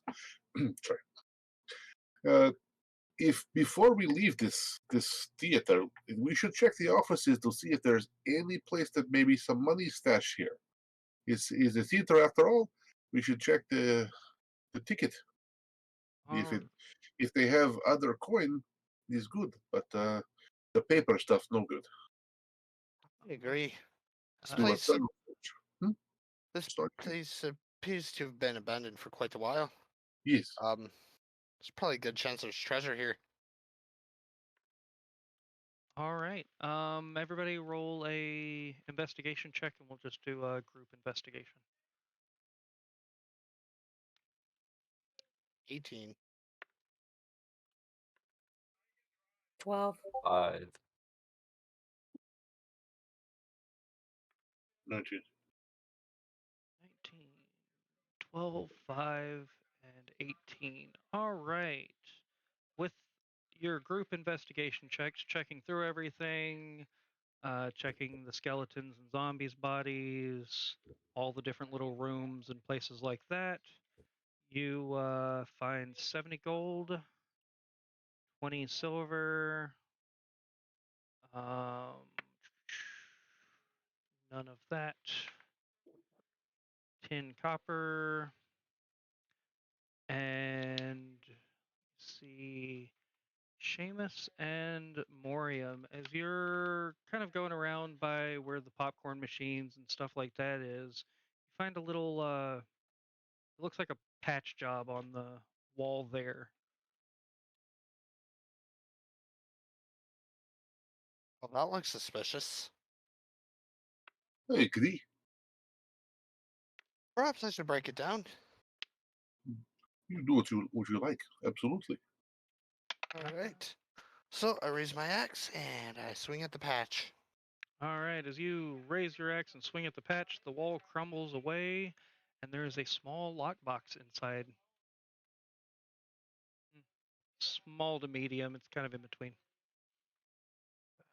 I will investigate to see if there's traps. All right, go ahead and roll it. Dirty 20. Dirty 20, it's not trapped, and it's not locked. Alright. I'm gonna I'm gonna grab it first and kind of turn it toward Miriam, and I'm gonna pop it open. All right. As you pop it open, you hear the angel sing, and inside of it, you see 5 bundles of paper that look like they were bound at one time. You find a small pistol. I need Morium, since you're the one looking at it, go ahead and roll me a D100. If it's above a 80, it's in fairly good shape. If it's if it's between 30 and 80, it could get working. If it's below a 30, this thing's crap. He's crap. This gun is completely jammed up and rusted. But what you do find in there with the gun is you do find about 5 bullets worth of gunpowder.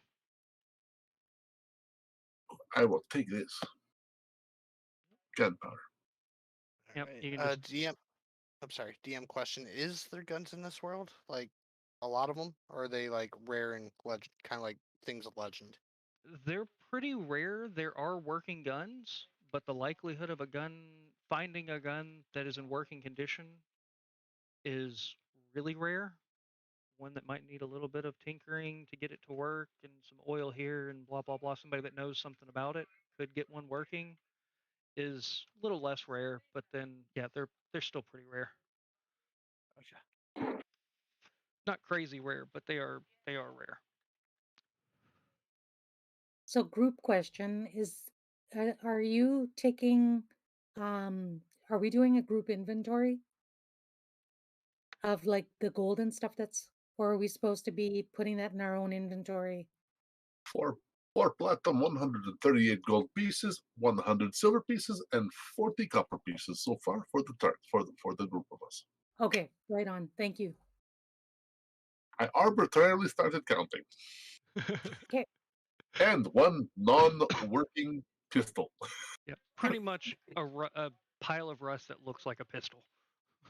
But there might be parts that are good for sale for people to make better guns. You never know. One pieces may all need. Possibility. And 4 bullets. Stop.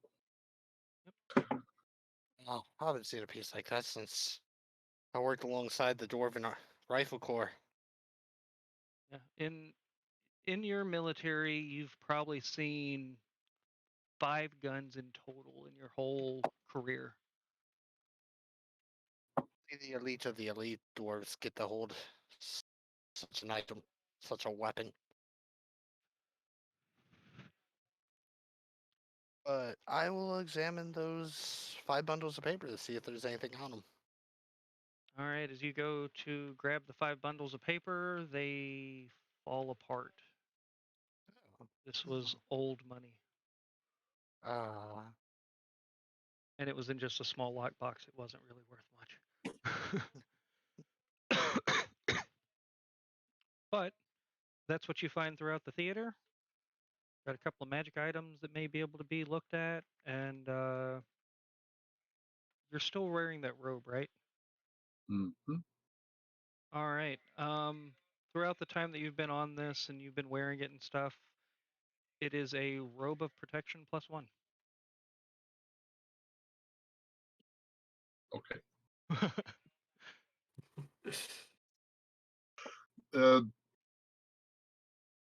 Seamus, as you've seen there, this robe seems to provide extra protection, kind of like armor. Does anyone mind if I wear it? By all Have at it. means. Go ahead. It seems I've heard of them, never ever seen one. The white may be kind of contrasty to my normal skin color, and it maybe look a little pale. I have to wear more makeup in the morning, but it should be okay though. Yeah, I like the look. I would never wear white. It gets dirty too fast. Well, that's why we differ. There, Cinder. You look good in more browns and so other green tones. It goes with your skin color. Me, I go good in white. I'm an autumn. An autumn. Yeah, I am more of a spring, but the white is okay. If I tone down my cheekbones a little bit, I'll be fine. Oh. All right. So where are we headed next?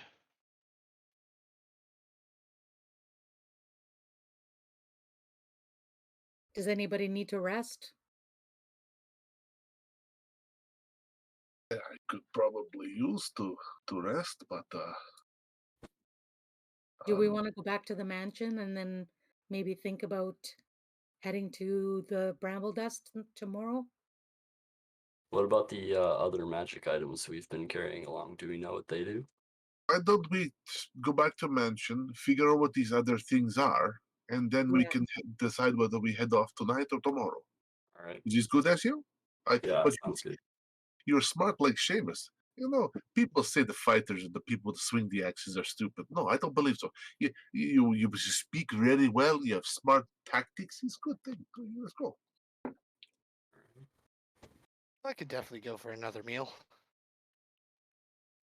Absolutely. Alrighty. Swap back over there to the mansion. All right. As you arrive at the mansion, uh, no, I didn't mean to. She's gone.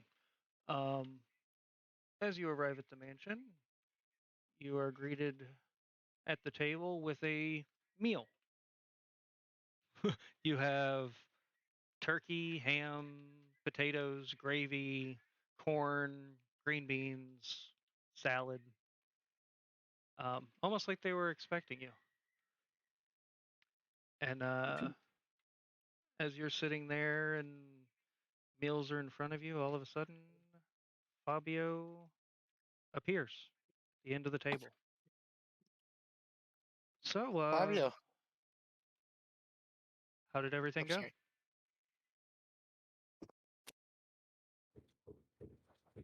Very well, actually. We managed to help a little spirit that was trapped in the book. Oh, good, good. She seemed like a good girl. I just don't have time for that sort of thing. Um, I'm glad that you guys were able to help her. What seemed to be the issue? She was missing her scarf, and we got the scarf back and we handed it to her, and she disappeared. Oh, well, that's good. Did she take the scarf with her? Or? Oh, No, Oh, our that. good friend Moriam is wearing it. Oh, Let me take a look at your wrist real quick. And you see him tap the side of some glasses that he has on, and you see a little flash come out, and he goes, "Oh, a magical scarf. Strange things. Cool. Uh, it'll help you fly a little bit, levitate around, things like that. Parlor tricks, but could be useful.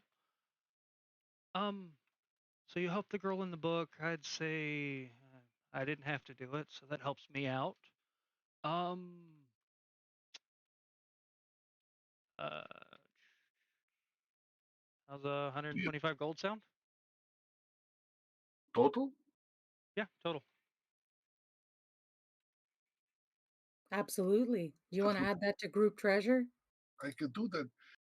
I'm more thinking, is it possible that you have any I'm looking for simple magical weapons, something in the form of maybe a scimitar for the Ezio or an axe for the Seamus.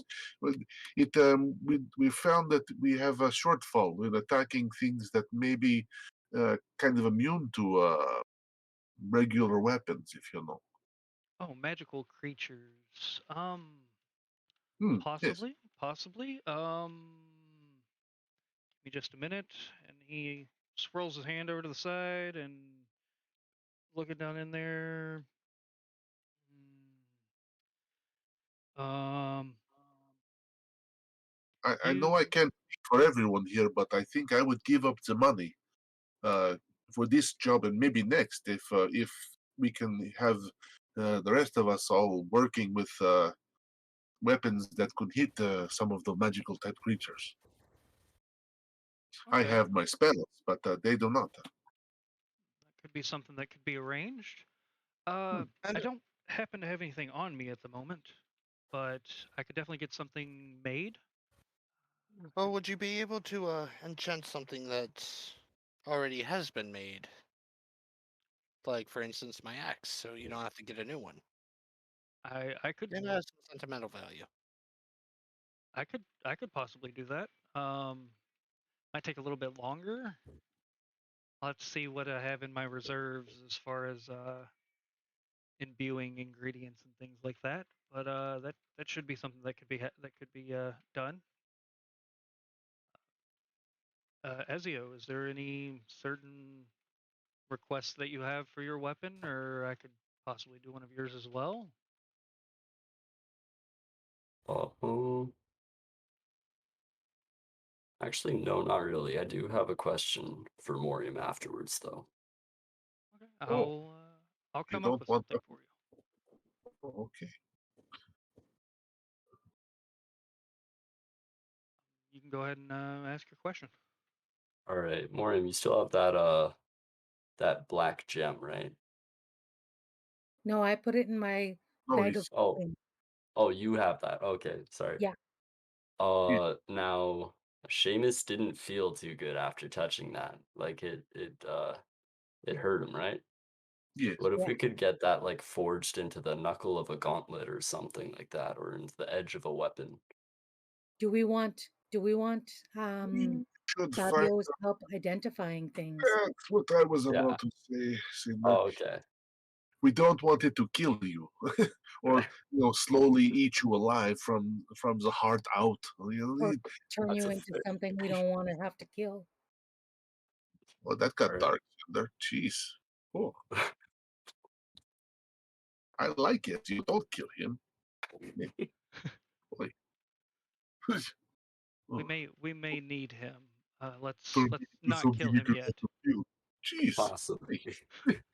Let's not kill him yet. No, please no. Not yet. Um, all right. So you said something about a black gem. We had My forgotten gloves are something. on, and I open up my bag of holding, and I pull out I think about the black gem, and assuming I pull it out, and I show Fabio. All right. As soon as it comes out of the bag, you see him wave his hand, and it levitates out of your hand immediately. He's like, Okay. "You guys haven't touched this yet, have you?" Um, About but that. a little bit on Seamus, but nothing too bad. Okay. And it's been in the bag of holding the entire time. It hasn't. You haven't. Well, yes. Except for Seamus grabbed it once and he got shocked, or he got a little bit of shaky. And then I took it and put it in the bag of holding, and that's where it's been. Okay. Seamus, you see him do some symbols in the air, and he releases a hand out toward you, and feel a little bit. You feel a little better. Um, you weren't feeling too bad before, not really enough to notice, but now you feel noticeably better. And he's like, "All right, cool. I removed the curse. This right here," and it's just kind of floating next to him there. He's like, "This is a necromantic." Uh, my mind is not working now. Spell We know. focus. Oh, Oh, This is extremely powerful in certain hands and only in those hands. The fact that you found it means that something bad was wherever you were at. Um, did you run into anything weird Anything out of the ordinary? Well, It was, we did kill some undead. Basic undead, that wouldn't really do it. Zombies, skeletons, that's just... no, it was mean- a ghast. There was a pissed off ghost there, but I wouldn't exactly call him strong. We kind of wiped him out rather quickly. Gassed. Can he speak to you? Yes. He, that might be where this came from. He just said he seemed pretty pissed off that his gym was gone. Yes. Yeah, that makes sense. That would have had to have been the ghost of the necromancer. He must have died in the building. And this would have been his focus. That's how he kept control over the area there. That theater has been closed down for years, ever since the incident. What was the incident? Well, there was this this necromancer that came into the Royal Theater, and he summoned multiple undead and decimated at least 30 people in that building. Ever since then, they locked the door shut, and nobody has entered that building in a good 100, 200 years. Okay. What do we do with this gem? I could destroy it. I may put this in a dimensional hole for now. Maybe learn some more about that necromancer. Maybe it could be of use to us. What do you guys think? I say we put it in a hold then. Let's see if you can glean some information. Okay. Couldn't be using it.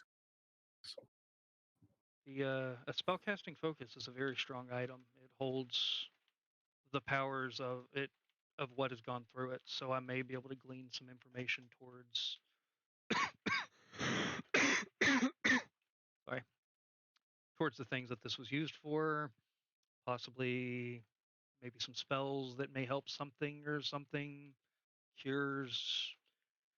Possibilities are endless until I delve into it. And you see him wave his hand, and the gem just drops straight into this hole. He closes the hole up, and that'll be something that I definitely look into. That could be of a lot of help to us. We didn't have this last time. Anyway, I'm glad you guys did good. I'm glad everybody's still alive. Necromancers are nasty things sometimes. Say, Fabio, do you think you could help us with another item we found? Sure. What else did you find? I found this ring with a ruby stone in it, and I hand it over to him.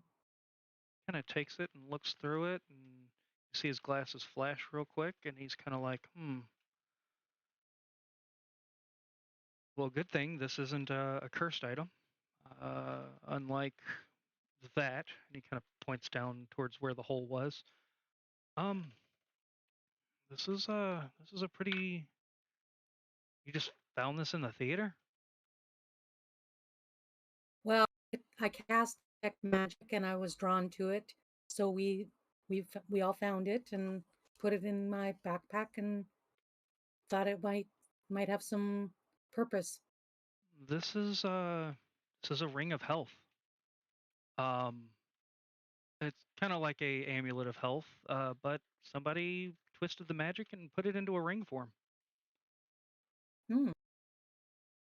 Very nice to have. Very handy.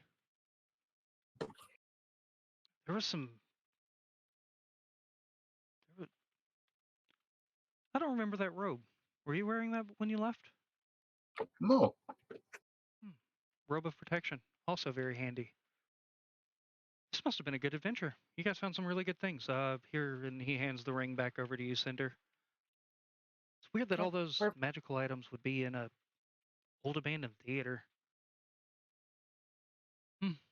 Maybe they belong to the necromancer.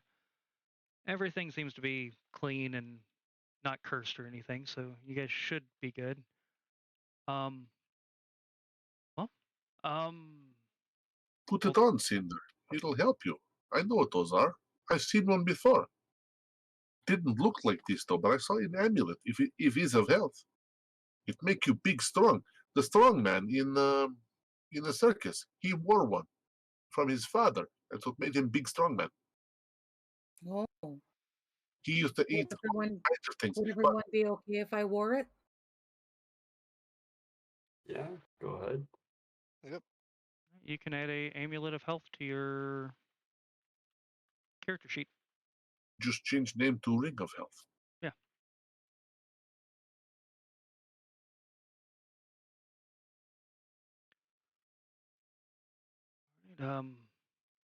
There's no more things that I need to identify. I may go check on that focus. It's interesting to find a focus that hasn't been destroyed yet. Normally, when the caster dies, the focus loses its magic, but who knows? Maybe it's not his focus. Possibly. Only time will tell. You guys eat, drink, enjoy yourselves. If there's anything that you need, you know how to get a hold of me. Do we have stables here? Stables, I can have that arranged. Or Give for for everyone, so we can go to the Brambledust village. Oh, I can have that. That's no problem at all. Who do we see? Who do we see? Gerald. Right on the edge of town, going down south, towards Brambledust Village. There's a small stable there. Tell him that Fabio sent you, and give him this. And he hands you this small quill. Okay. There was Gerald or Gerald? Gerald with a J.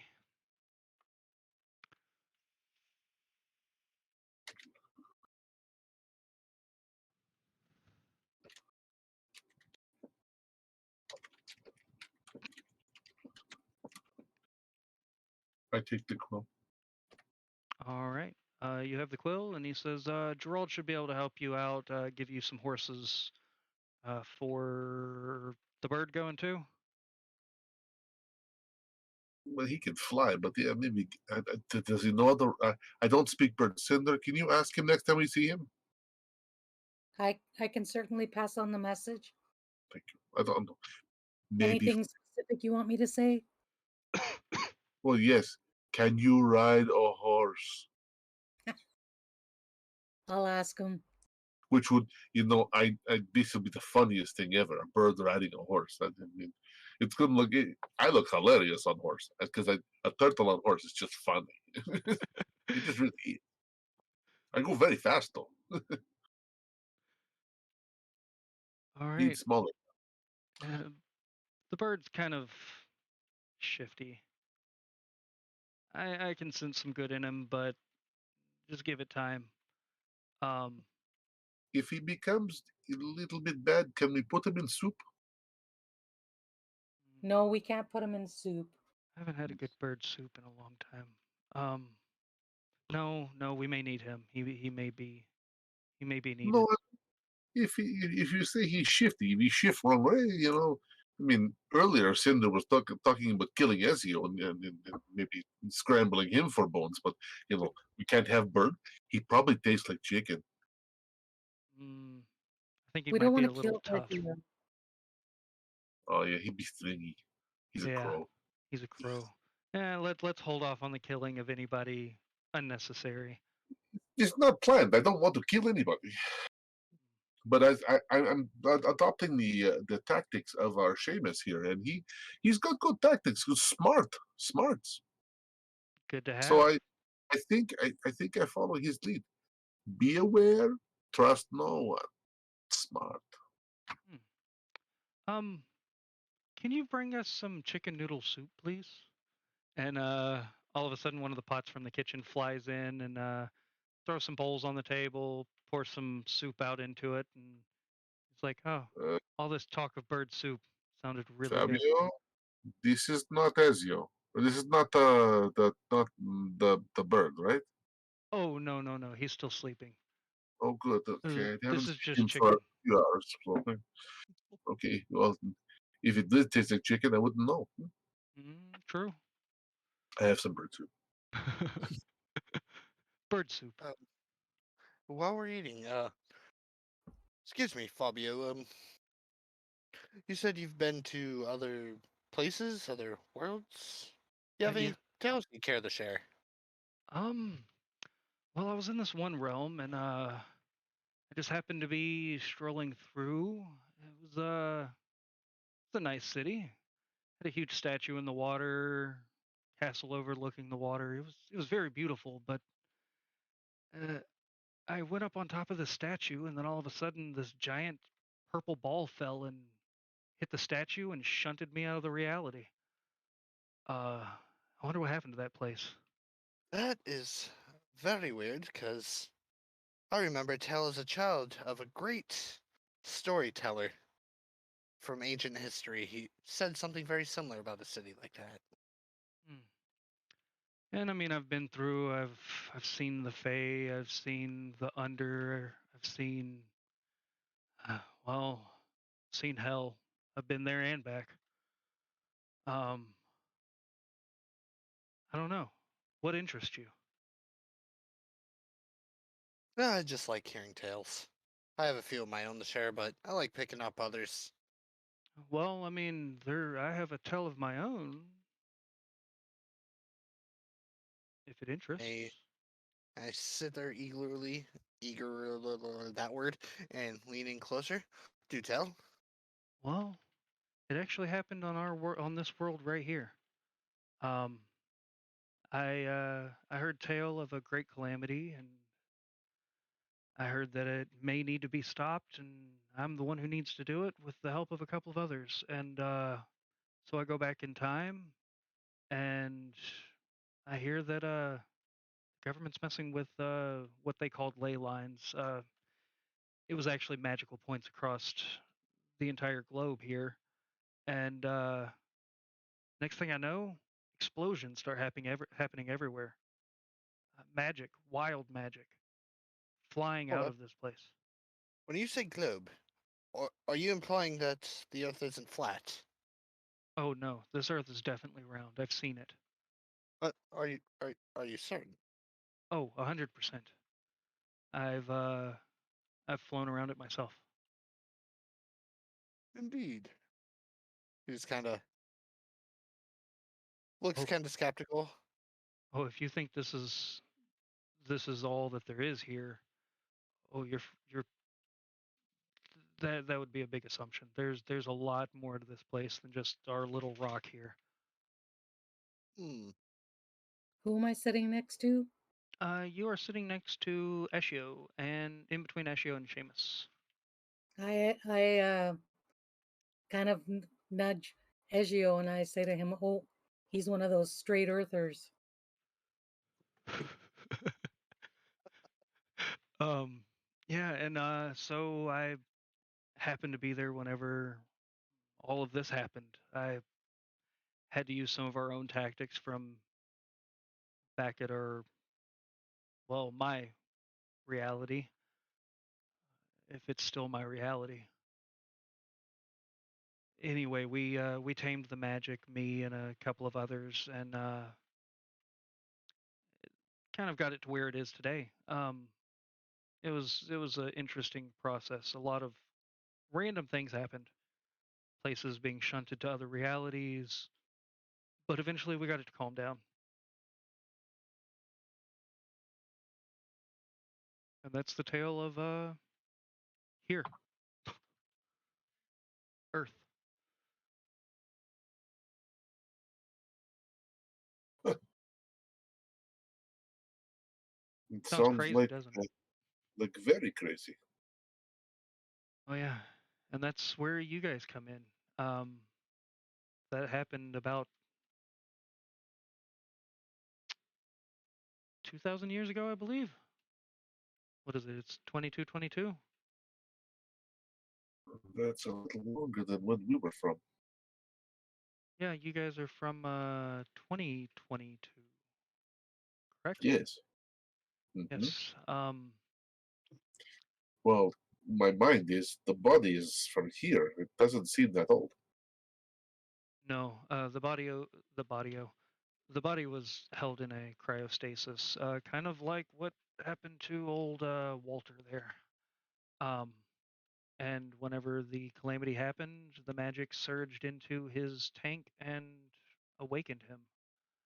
Um, and kind of the same thing happened to you. It brought your consciousness from the past into the future, which is probably why you woke up earlier. Because normally there's still probably about 200 years, give or take 1,000. Oh, I would like to know why I have accent. Well, you must have the accent of the turtle you now possess. Well, that could make sense, I guess. No. It is slightly annoying, but You know, cards you're dealt. We can change a couple of them, but eventually you'll get caught.